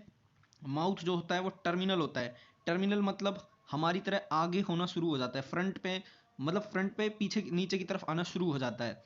इनके पास 4 पेयर ऑफ गिल्स होते हैं, 4 पेयर्स ऑफ गिल्स, जो कि कवर्ड होते हैं ओपेर्कुलम से दोनों तरफ, वेंट्रली भी डॉर्सली भी। वेंट्रली और डॉर्सली का मतलब आपको समझ आ चुका हूँ, आगे भी और पीछे भी ओपेर्कुलम की लेयर से कवर होते हैं और 4 पेयर गिल्स होते हैं। जो स्किन होती है वो कवर्ड होती है साइक्लोइड टिनोइड स्केल से। अब ये जो होते हैं स्केल्स, इन्हीं को हम लोग साइक्लोइड टिनोइड स्केल्स कहते हैं। ये स्केल्स आप देख पाते होंगे, मछली आपने अगर कभी देखी हो तो आपको पता लगेगा कि जो इनकी स्किन होती है वो साइक्लोइड और टिनोइड स्केल से कवर्ड होती है। एयर ब्लैडर, अब ये एक इंपॉर्टेंट पॉइंट है इनका। एयर ब्लैडर जो होता है वो इनके अंदर प्रेजेंट होता है, जिसकी वजह से ये बयंसी को रेगुलेट करते हैं, यानी ये जो है सिंक नहीं करते हैं अगर ये स्विम करें चाहे ना करें। मतलब ये रुक भी सकते हैं पानी के अंदर, लेकिन हमने कॉन्ट्रियस थाइस के अंदर देखा था वो उनको स्विम करते ही रहना पड़ता है। जो इनका हार्ट होता है वो 2 चैम्बर्ड हार्ट होता है, एक ऑरिकल होता है जिसके अंदर से और एक वेंट्रिकल होता है। अब ये जो है कोल्ड ब्लडेड एनिमल्स होते हैं और इनके अंदर जो सेक्सेस होते हैं वो सेपरेट होते हैं। फर्टिलाइजेशन जो होती है वो एक्सटर्नल होती है, यानी मेल और जो फीमेल गैमेट्स का जो फ्यूजन है वो आउटसाइड फीमेल बॉडी होता है। एंड ये जो होते हैं मोस्टली ओवीपेरस होते हैं, यानी ये डायरेक्टली यंग वन को बर्थ नहीं देते, ये पहले एग प्रोड्यूस करते हैं, फिर कोई भी जो कि एडल्ट से डिफरेंट हो। और जो डेवलपमेंट होता है वो डायरेक्ट होता है। अब डायरेक्ट डेवलपमेंट के बारे में भी मैंने आपको पढ़ा रखा है। अब इसके एग्जाम्पल देख लेते हैं। अगर हम लोग मरीन फॉर्म्स की बात करें जो कि खारे पानी में मिलती हैं, तो खारे पानी में एक्जोकिटस जो कि जिसको कि हम लोग फ्लाइंग फिश कहते हैं, हिप्पोकैम्पस जिसको कि हम लोग सी हॉर्स कहते हैं, उसके बाद फ्रेश वाटर जिसको कि हम लोग लेबियो या फिर रोहू भी कहते हैं। फ्रेश वाटर में हमें जो देखने को मिलती है वो लेबियो है, जिसको कि हम लोग रोहू भी कहते हैं। कैटला जिसको कातला कहते हैं, क्लैरिस जिसको मागुर कहते हैं। एक्वेरियम में जो रखी जाती हैं उनका नाम है बेटा जिसको फाइटिंग फिश कहते हैं। टेरो फिल्म जिसको हम लोग एंजल फिश कहते हैं। तो ये जो एग्जांपल्स हैं ये काफ़ी इंपॉर्टेंट हैं, हमें अच्छे से याद करने हैं। अब जो क्लास है वो हमारी एम्फीबिया आ गई है, जिसको कि हमने देखा था, जो कि सब फाइलम किसके अंडर आ रही थी, सॉरी सब फाइलम नहीं, सब क्लास किसके अंडर आ रही थी, टेरोपोडा के अंदर, टेट्रापोडा के अंदर, जिनके अंदर लिम्स होते हैं। तो चलिए अब उस क्लास को देखते हैं जिसका नाम है टेट्रापोडा। तो हम लोग थे एम्फीबिया के ऊपर। अब ये जो एम्फीबिया नाम है, मतलब एम्फीबिया इनका नाम इसलिए पड़ा है, ये पानी पे भी रह सकते हैं और साथ ही साथ ये टेरेस्ट्रियल हैबिटेट्स में भी रह सकते हैं। अब इनमें से जितने भी हो, मतलब बहुत ज़्यादा के पास 2 पेयर ऑफ लिम्स होते हैं, यानी हाथ और पाँव होते हैं। बॉडी जो होती है इनकी वो डिविजिबल होती है हेड के अंदर और ट्रंक रीजन के अंदर। ये हेड रीजन हो गया, बाकी ये इनका ट्रंक रीजन हो गया। टेल जो होती है कुछ में प्रेजेंट होती है, जैसे फ्रॉग में हम देखें तो जो टेल है वो अब्सेंट होती है, और अगर वहीं पे हम लोग लिजर्ड को देखें तो उसके अंदर टेल जो है वो प्रेजेंट होती है। एम्फीबियंस की जो स्किन होती है वो मॉइस्ट होती है, उसके ऊपर एक भी स्केल्स नहीं होते। अब मॉइस्ट यहाँ पे क्यों है इसका मतलब अभी अभी आपको आगे पता लगेगा। इनकी जो आईज होती है, ये जो आंखें हैं इनकी, इसके ऊपर आईलिड्स होते हैं। आईलिड्स जो आंखों का पर्दा, जब सोते हैं रात में तो आंख जो जिससे कवर होती है उसको हम लोग आईलिड्स कहते हैं। और इन आईलिड्स के थ्रू इनको थोड़ा मॉइस्चर भी मिलता है इनकी आईज को। इनके पास ईयर्स प्योर नहीं होते, पिना वाले ईयर्स नहीं होते जैसे कि ह्यूमन बींग्स में होते हैं। इनके पास ईयर्स होते तो हैं जो कि बस रिप्रेजेंटेड होते हैं टिम्पैनम के नाम से, जो कि ईयर्स को रिप्रेजेंट करते हैं। जो इनकी एलिमेंट्री का, अब ये एक इंपॉर्टेंट पॉइंट है फिर से, जो एलिमेंट्री कनाल है, यूरिनरी और जो रिप्रोडक्टिव ट्रैक्ट है, वो ओपन होता है कॉमन चैम्बर के अंदर जिसको क्लोका कहते हैं, जो कि बॉडी से बाहर ओपन हो रहा होता है। तो इस पॉइंट को आप भी अंडरलाइन कर लीजिए। रेस्पिरेशन जो है वो तीनों मेथड से होता है इनके अंदर, गिल्स से भी हो जाता है, लंग्स से भी हो जाता है और स्किन के थ्रू भी होता है। तो इनकी जो स्किन मॉइस्ट रहने का कारण यही होता है कि इनको रेस्पिरेशन शो करनी होती है स्किन के थ्रू। जो हर्ट होता है वो इनका 3 चैम्बर्ड हर्ट होता है, जिसके अंदर से 2 ऑरिकल होती है और 1 वेंट्रिकल होती है। ये जो है कोल्ड ब्लडेड एनिमल्स हैं, यानी ये अपनी बॉडी का टेम्परेचर जो है खुद से मेंटेन नहीं कर सकते, यानी हम इनको फिर से पोइक्योथर्मस कहते हैं। सेक्सेस जो होते हैं वो सेपरेट होते हैं, यानी मेल और जो फीमेल गैमेट्स है वो डिफरेंट ऑर्गेनिजम्स पे प्रेजेंट होंगे। अब फर्टिलाइजेशन जो है वो एक्सटर्नल है, यानी जो फ्यूजन होगा मेल और फीमेल गैमेट्स का वो आउटसाइड द फीमेल बॉडी होगा। ये जो है वो ओवीपेरस होते हैं, यानी ये एग्स को ले करते हैं, डायरेक्ट यंग वन को प्रोड्यूस नहीं करते। जो डेवलपमेंट है वो इनडायरेक्ट है। अब इनडायरेक्ट डेवलपमेंट का मतलब भी मैं आपको समझा चुका हूँ कि वो एनिमल्स जिनके जो यंग वंस हैं वो डिफरेंट बर्थ ले फ्रॉम देयर पेरेंट वन। अब इसके कुछ एग्जांपल्स देखते हैं, जिसमें पहला है बफो जिसका नाम टोड है, राना जिसे हम लोग फ्रॉग कहते हैं, हाइला जो कि एक ट्री फ्रॉग है, सेलेमेंड्रा जिसको कि हम लोग सेलेमेंडर कहते हैं, इची हाइफोइस जिसको कि हम लोग लिम्बलेस एम्फीबिया कहते हैं, जिसके पास लिम्ब ही प्रेजेंट नहीं होती। और इस पे एक बार क्वेश्चन भी पूछा गया है तो आप इसको ध्यान रखें, ये फिर अपने आप में ही इंपॉर्टेंट बन जाता है। अब इसके बाद जो क्लास हम लोग देखने जा रहे हैं उसका नाम है रेप्टीलिया। कुछ आप डायग्राम्स देख सकते हैं। ये क्रोकोडाइल, क्रोकोडाइल के बारे में आज हम एक इंपॉर्टेंट फैक्ट पढ़ेंगे कि जो इसका हर्ट होता है वो 4 चैम्बर्ड होता है। क्रोकोडाइल का जो हर्ट होता है वो 4 चैम्बर्ड होता है। लेकिन जो रेप्टीलिया है, रेप्टीलिया जो हमें क्लास देखने को मिलती है, उसका अगर हम लोग देखें तो अगर रेप्टीलिया क्लास की अगर हम लोग बात करते हैं तो हमें इसके अंदर 3 चैम्बर्ड हर्ट ही देखने को मिलता है। तो आइए देखते हैं अब हम लोग रेप्टीलिया क्लास को। तो जो ये नाम है रेप्टीलिया वो इस क्लास का इसलिए पढ़ा पड़ा क्योंकि ये क्रीपिंग और crawling mode of locomotion show करते हैं, यानी रेंगने वाली मूवमेंट या फिर लोकोमोशन। लोकोमोशन का मतलब आप में से कईयों को पता होगा या फिर कईयों को नहीं पता है, तो मैं बता दूं, लोकोमोशन और मूवमेंट में बहुत ही बड़ा डिफरेंस होता है। लोकोमोशन मतलब होता है प्लेस का चेंज करना। आप अगर अपना प्लेस चेंज कर रहे हैं, आप अभी ए पे खड़े हैं फिर आप बी पे गए, तो ये प्लेस चेंज हो गई, तो हम इसे लोकोमोशन कहेंगे। लेकिन अगर वहीं पे हम लोग बात करें मूवमेंट की, तो आप ए पे ही खड़े होकर अगर अपने हाथ हिला रहे हैं तो हम लोग उसे मूवमेंट कहते हैं, बट हम उसे लोकोमोशन नहीं कह सकते। सो यहाँ से एक और नाम बनता है कि all movements are all locomotion are movement, but all movements are not locomotion. अब जो टेरेस्ट्रियल एनिमल्स होते हैं, मतलब रेप्टिलिया के अंदर हम देखें तो जो टेरेस्ट्रियल होते हैं, मोस्टली टेरेस्ट्रियल होते हैं रेप्टिलिया के अंदर, जो इनकी बॉडी होती है वो कवर्ड होती है ड्राई एंड कॉर्निफाइड स्किन से। एपिडर्मल इनके ऊपर स्केल्स और जो स्क्यूट्स हैं वो प्रेजेंट होते हैं। अब स्नेक्स के ऊपर स्केल्स प्रेजेंट नहीं होंगे तो वो लोकोमोशन ही शो नहीं कर पाएगा, इसलिए यहाँ पे स्केल्स और स्क्यूट्स, स्केल्स का मतलब स्क्यूट्स ही होता है, तो आप कुछ भी यूज कर सकते हैं। इनके पास एक्सटर्नल ईयर्स ओपनिंग नहीं होती, लेकिन इनके पास टिम्पैनम होता है, जैसा कि हमें फ्रॉग के अंदर देखने को या फिर एम्फीबिया किंगडम के अंदर देखने को मिला था, जो कि ईयर को रिप्रेजेंट कर रहा था। पूरी प्रॉपरली ईयर नहीं है लेकिन रिप्रेजेंट कर रहा था। अब लिम्स जो होते हैं वो प्रेजेंट तो होंगे, तब प्रेजेंट होंगे जब ये दो पेयर में होंगे, यानी सिंगल पेयर में लिम्स जो है वो प्रेजेंट नहीं होंगे। अब जो इनका हर्ट होता है वो यूजुअली 3 चैम्बर्ड होता है, पर यहाँ पे एक इंपॉर्टेंट फैक्ट कि क्रोकोडाइल्स का जो हर्ट होता है वो 4 चैम्बर्ड होता है। रेप्टाइल्स जो होते हैं वो पोइकियोथर्मस होते हैं। पोइकियोथर्मल का मतलब ये कोल्ड ब्लडेड होते हैं। कोल्ड ब्लडेड का मतलब हमें समझ जाना चाहिए कि ये अपना बॉडी टेम्परेचर खुद से मेंटेन नहीं कर सकते हैं।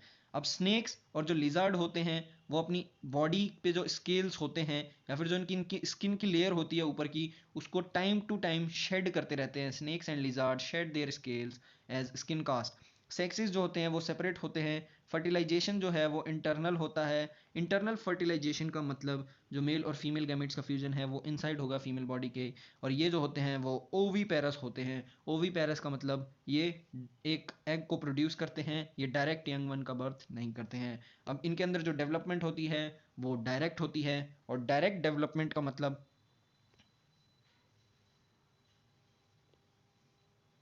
अब डायरेक्ट डेवलपमेंट का मतलब होता है कि ये जो पेरेंट वन है उसके जैसा।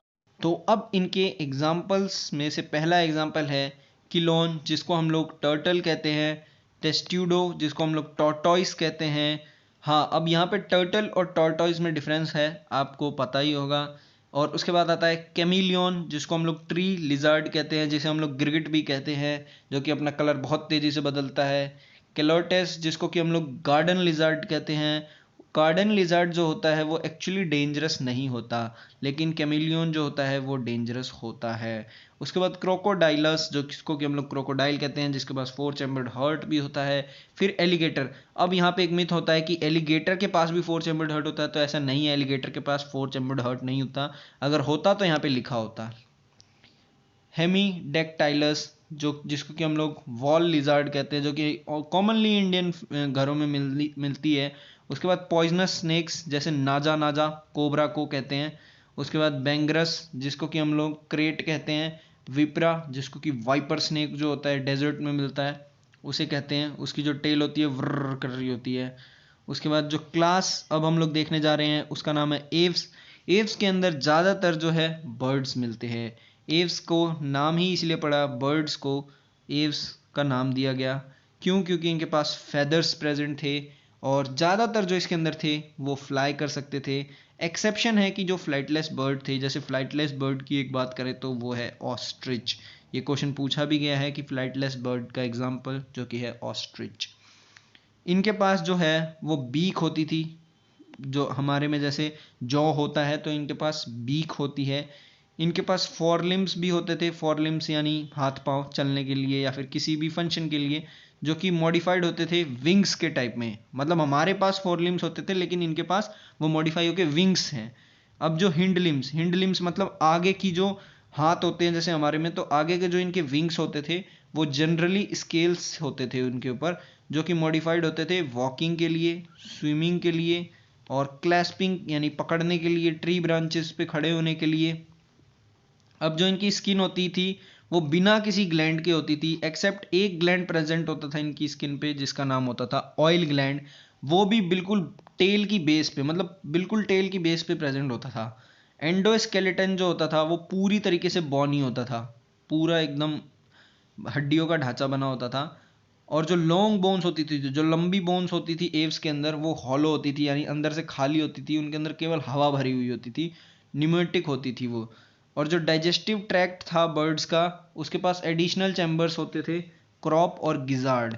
ये दो चैम्बर्स जो थे वो एक्स्ट्रा होते थे, जैसे हमारे अंदर स्पिंस्टर होती है कुछ कुछ एक्स्ट्रा, वैसे ही इसके अंदर गिजार्ड और क्रॉप जो है वो एक एक्स्ट्रा डाइजेस्टिव ट्रैक्ट है। हार्ट जो है वो कंप्लीटली 4 चैम्बर्ड होता था। अब ये वार्म ब्लडेड होते थे। वार्म ब्लडेड को हम लोग होम्योथर्मस कहते हैं। अब ये जो एनिमल्स हैं वो अपना बॉडी टेम्परेचर मेंटेन कर सकते हैं, लेकिन जो कोल्ड ब्लडेड होते हैं वो मेंटेन नहीं कर सकते। अब इनके अंदर जो रेस्पिरेशन होता है वो लंग्स के थ्रू हो रहा होता है। आप कुछ एनिमल्स की फ़ोटो देख भी सकते हैं। अब इनके अंदर जो रेस्पिरेशन है वो लंग्स के थ्रू हो रहा है, और जो एयर सैक्स हैं, मतलब जो हवा की जो खाली जगह हैं, वो लंग्स से कनेक्टेड हैं, जो कि रेस्पिरेशन सप्लीमेंट कर रही है। अब जो सेक्सेस है वो सेपरेट होते हैं। फर्टिलाइजेशन जो है वो इंटरनल होता है, और ये जो हैं वो ओवी पैरस होते हैं, यानी ये भी एग प्रोड्यूस कर रहे होते हैं। अब जो डेवलपमेंट होता है वो डायरेक्ट होता है। डायरेक्ट डेवलपमेंट का मतलब ये डायरेक्ट यंग वन प्रोड्यूस कर रहे होते हैं। एक्सेप्शन है इसमें भी कि कई बार इसमें यंग वन भी प्रोड्यूस नहीं होता है, डिफरेंट भी प्रोड्यूस हो जाता है, तो ऐसा कोई बात नहीं है। कॉर्वस जिसको कि हम लोग क्रो कहते हैं, कोलंबा जिसको कि हम लोग पिजन कहते हैं, पिसिटिकुला जिसको कि हम लोग पैरट कहते हैं। डायरेक्ट डेवलपमेंट का मतलब जो होता है वो कि पेरेंट वन जो है उससे डिफरेंट का बर्थ होना, उसी को हम लोग कहते हैं डायरेक्ट डेवलपमेंट। स्ट्रूथियो जिसको कि ऑस्ट्रिच कहते हैं, पावो जिसको कि पीकॉक कहते हैं, एफेंडोसाइट जिसको पेंगुइन कहते हैं, नियोफ्रॉन, नेफ्रॉन नहीं है ये, नियोफ्रॉन है जिसको कि वल्चर कहते हैं। अब इसके बाद हमारी जो है लास्ट क्लास बची है, उसके बाद समरी पढ़ के ये चैप्टर जो है वो पूरी तरीके से फिनिश हो जाएगा। ये जो है वो बहुत सारे मैमिलिया क्लास के अंडर ह्यूमन बींग्स भी आते हैं, तो एज ए ह्यूमन बींग आप अच्छे से पढ़ेंगे इसे। ये जो है बहुत ही अलग अलग हैबिटेट्स में देखने को मिल जाएंगे हमें। पोलर आइस कैप्स, मतलब ठंडी से ठंडी जगह, मतलब पोलर आइस कैप्स बहुत ठंडी जगह होती है। डेजर्ट्स, बिल्कुल रेत का इलाका। Mountains, forest, grasslands, dark caves, मतलब मैमिलिया जो क्लास है वो आपको हर जगह देखने को मिलेगी, हर हैबिटेट्स में देखने को मिलेगी। कुछ तो ऐसे होते हैं जो कि एडेप्टेड होते हैं फ्लाई को और स्विमिंग को, मतलब फ्लाई कर सकते हैं और पानी में भी रह सकते हैं। जो सबसे यूनिक फीचर है, अब ये क्वेश्चन भी पूछा जाता है, most unique feature is the presence of milk producing glands, that is mammary glands, by ones young ones are nourished. तो जो हमारे मैमल्स हैं क्लास, उसके अंदर यही एक यूनिक फीचर है जो कि मेमोरी ग्लैंड्स का प्रेजेंस होना, जिससे मिल्क प्रोड्यूसिंग ग्लैंड्स, जिससे कि यंग वंस को नरिश किया जाता है। इनके पास 2 पेयर ऑफ लिम्स होती हैं, 2 पेयर में लिम्स प्रेजेंट होती है। हमने देखा था एक 4 लिम्स और एक हिंड लिम्स, यानी आगे के हाथ और पीछे के पैर। ये जो हैं अडेप्टेड होते हैं वॉकिंग के लिए, रनिंग के लिए, क्लाइंबिंग के लिए, बोरोइंग के लिए। बोरोइंग मतलब खोदना, जो चूहे खोदते हैं ना बिल वगैरह। फिर स्विमिंग के लिए, फ्लाइंग के लिए। जो स्किन होती है इनकी, स्किन जो होती है मैमल की वो यूनिक होती है। Skin of mammal is unique possessing hairs, यानी जो मैमल्स की स्किन होती है उसके पर हेयर्स होते हैं। एक्सटर्नल ईयर्स और पिने आर प्रेजेंट, यानी ह्यूमंस के ईयर में को हम लोग पिने कहते हैं। डिफरेंट टाइप्स ऑफ जो टीथ होती है वो भी प्रेजेंट होती है जॉ के अंदर। इंसिजर्स हो गए, कैनाइन्स हो गए, प्रीमोलर्स हो गए, मोलर्स हो गए। हार्ट जो होता है वो 4 चैम्बर्ड होता है, और ये होम्योथर्मस होते हैं, तो सबको पता है। वार्म ब्लडेड होता है। हम अपनी बॉडी का टेम्परेचर खुद ही, हमारी बॉडी खुद ही मेंटेन कर रही होती है, किसी और को इन्वायरमेंट के अकॉर्डिंग हमारी बॉडी का टेम्परेचर चेंज नहीं होता। सर्दियों के टाइम में भी हमारी बॉडी गर्म रहती है अंदर से, मतलब हमारी बॉडी का एवरेज टेम्परेचर होता है 37 डिग्री सेल्सियस। रेस्पिरेशन जो होता है वो लंग्स के थ्रू होता है। सेक्सेस जो होते हैं वो सेपरेट होते हैं। फर्टिलाइजेशन जो होता है वो इंटरनल होता है। दे आर विविपेरस, यानी ये जो होते हैं वो डायरेक्ट बर्थ देते हैं यंग वंस को, और कुछ एक्सेप्शंस के साथ, with few exceptions. And development जो होती है वो डायरेक्ट होती है। डायरेक्ट डेवलपमेंट का मतलब जो पेरेंट वन है वैसा ही एक यंग वन प्रोड्यूस होता है। अब ओवीपेरस के अगर हम लोग एग्जांपल देखें जो कि एग प्रोड्यूस कर रहे होते हैं, तो उसमें से आते हैं ऑर्निथोहाइकस जिसको कि प्लेटिपस कहते हैं। विविपेरस के अब यही एक एग्जांपल दिया है तो इस पे क्वेश्चन पूछने के चांसेस जो हैं वो बहुत ज़्यादा हैं।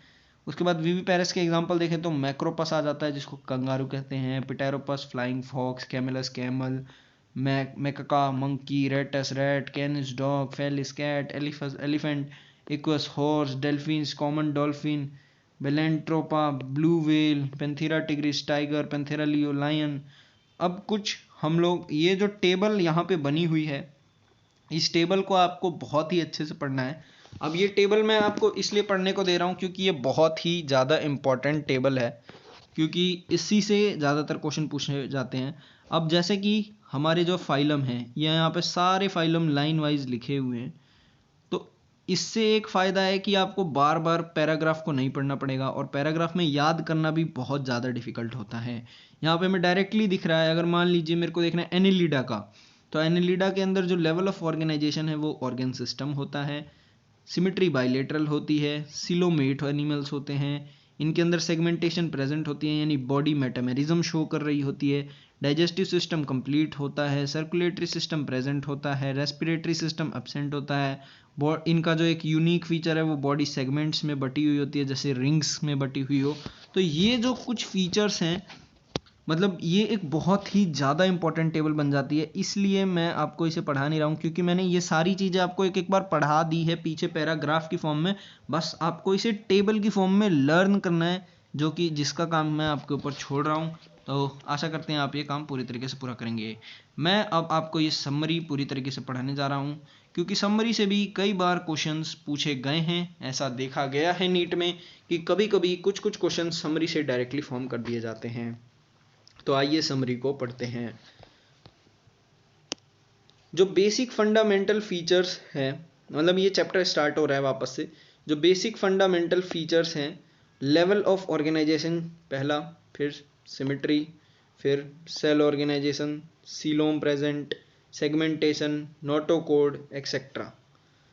इनकी वजह से हमें ब्रॉडेलिटी मिली, क्लासिफाई करने के हमें बहुत सारे पहलू मिले। जैसे लेवल ऑफ ऑर्गेनाइजेशन है तो ये एक पहलू ही है ना कि जिसके ऊपर आप क्लासिफाई कर रहे हो किसी ऑर्गेनिज्म को कि इसका लेवल ऑफ ऑर्गेनाइजेशन सेलुलर है या फिर ये जो है हमारा ऑर्गेन लेवल सिस्टम पे आ रहा है, किस पे आ रहा है। तो ये आपको एक ब्रॉड क्लासिफिकेशन मिल गया क्योंकि आपके पास इतने सारे बेसिस ऑफ क्लासिफिकेशन इकट्ठा हो गए, लगभग 7 से 8, जिस वजह से हमने अच्छे से क्लासिफाई किया एनिमल किंगडम को। बिसाइड्स देखें, इसके पार देखें तो कुछ स्पेसिफिक यानी कुछ अलग अलग कैरेक्टर्स तो हर फाइलम या फिर क्लास के पास उनकी खुद की है। अब पॉरीफेरा की बात करें तो पॉरीफेरा जो है वो मल्टी सेलुलर एनिमल्स इंक्लूड करती है। अब जितने भी एनिमल्स हैं सब के सब मल्टी सेलुलर ही होते हैं, ये तो हमें क्लियरली पता होना चाहिए। और सेलुलर लेवल ऑफ ऑर्गेनाइजेशन, और इनके पास जो होते हैं इनकी जो कैरेक्टरिस्टिक होती है वो होती है फ्लैजिलेटेड कोएनोसाइट्स। अब मैंने इसके बारे में आपको पढ़ा दिया है।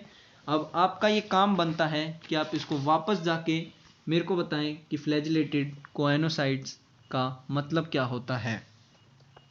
अब हम लोग बात करते हैं सीलन ट्रेड्स की।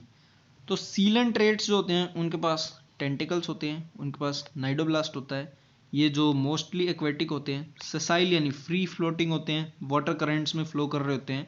अब इसके बाद अगर हम लोग टीनोफोर्स की बात करें तो जो टीनोफोर्स होते हैं वो मराइन होते हैं, मराइन एनिमल्स हैं, कॉम्प्लेट्स होती है। उसके बाद बस यही चीज़, ये दो चीज़ें बता बता के आपको आगे स्टार्ट करवाया जा रहा है। कॉम्प्लेट्स कितनी होती है अब ये आपको मेरे को लिख के बताना है कि how much comb plates are there in the phylum Ctenophora, जो कि बिल्कुल एग्जैक्ट एनसीईआरटी में लिखा ही हुआ है। तो आप उसको जाइए और देख के बताइए।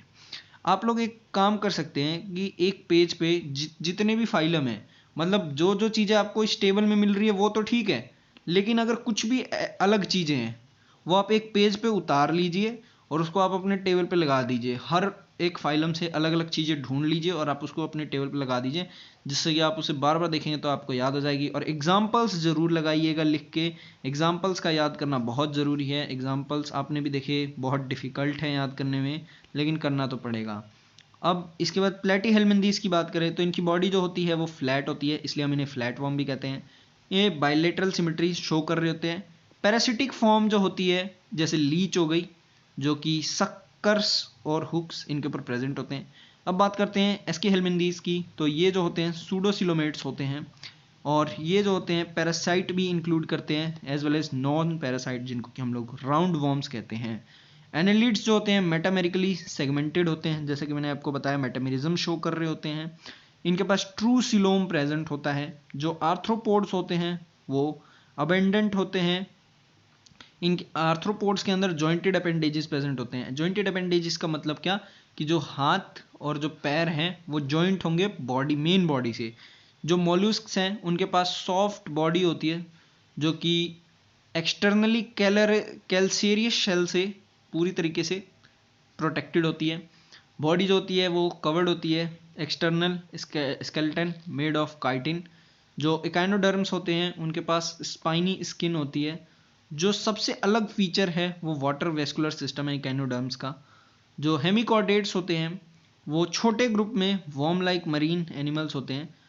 इनके पास सिलिंड्रिकल बॉडी होती है, जो कि प्रोबोसिस के साथ, प्रोबोसिस होता है जैसे कि आपने स्ट्रक्चर देखा ही होगा, कॉलर होता है और ट्रंक होता है। फाइलम कॉर्डेटा के अंदर अब हम लोग एंट्री कर रहे हैं।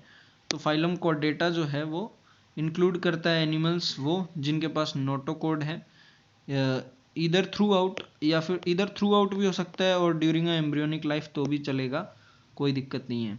अगर कुछ कॉमन फीचर्स की बात करें तो वो है कॉर्डोरेट्स की, वो है डोर्सल होलो नर्व कोड। अब डोर्सल होलो नर्व कोड जो है वो ब्रेन बना रहा होता है basically. Paid pharyngeal gill slits, अब गिल स्लिट्स कुछ के पास होती हैं, कुछ के पास लंग्स भी होती हैं। अब वर्टिब्रेट्स जो होते हैं, कुछ वर्टिब्रेट्स जो जॉज को नहीं पोजेस करते उनको हम लोग एग्नेथा कहते हैं। कुछ जो होते हैं वो पोजेस करते हैं उनको हम लोग ग्नैथोस्टोमेटा कहते हैं। अब जो एग्नेथा होती है वो क्लास साइक्लोस्टोमेटा के रिप्रेजेंट कर रही होती है। ये जो होते हैं सबसे प्रिमिटिव कॉर्डेट्स होते हैं, और ये जो होते हैं एक्टोपैरासाइट्स होते हैं फिशिस के ऊपर। फिशिस के ऊपर अब यहाँ लिखा हुआ है और पीछे हम लोग देखें तो फिशिस नहीं लिखा था, तो ये बात ध्यान करने के ऊपर है कि एक्टोपैरासाइट्स किसके ऊपर होते हैं, फिशिस के ऊपर। कौन होते हैं, प्रिमिटिव कॉर्डेट्स। ये एक और इंपॉर्टेंट बात आई कि साइक्लोस्टोमेटा जो होता है वो प्रिमिटिव कॉर्डेट्स होते हैं। अब ग्नैथोस्टोमेटा के अंदर बात करें तो जो क्लासेस डिवाइडेड है वो पाइसेस है और टेट्रापोडेड है। क्लासेस कॉन्ड्रियोथाइस और ऑस्ट्रियोथाइस की बात करें तो वो फिन्स बियर करती हैं, लोकोमोशन में हेल्प करती हैं। ग्रुप्ड हैं पाइसेस के अंदर, जो कॉन्ड्रियोथाइस हैं वो फिशेस हैं जो कि कार्टिलेजिनियस एंडोस्केलेटन होता है।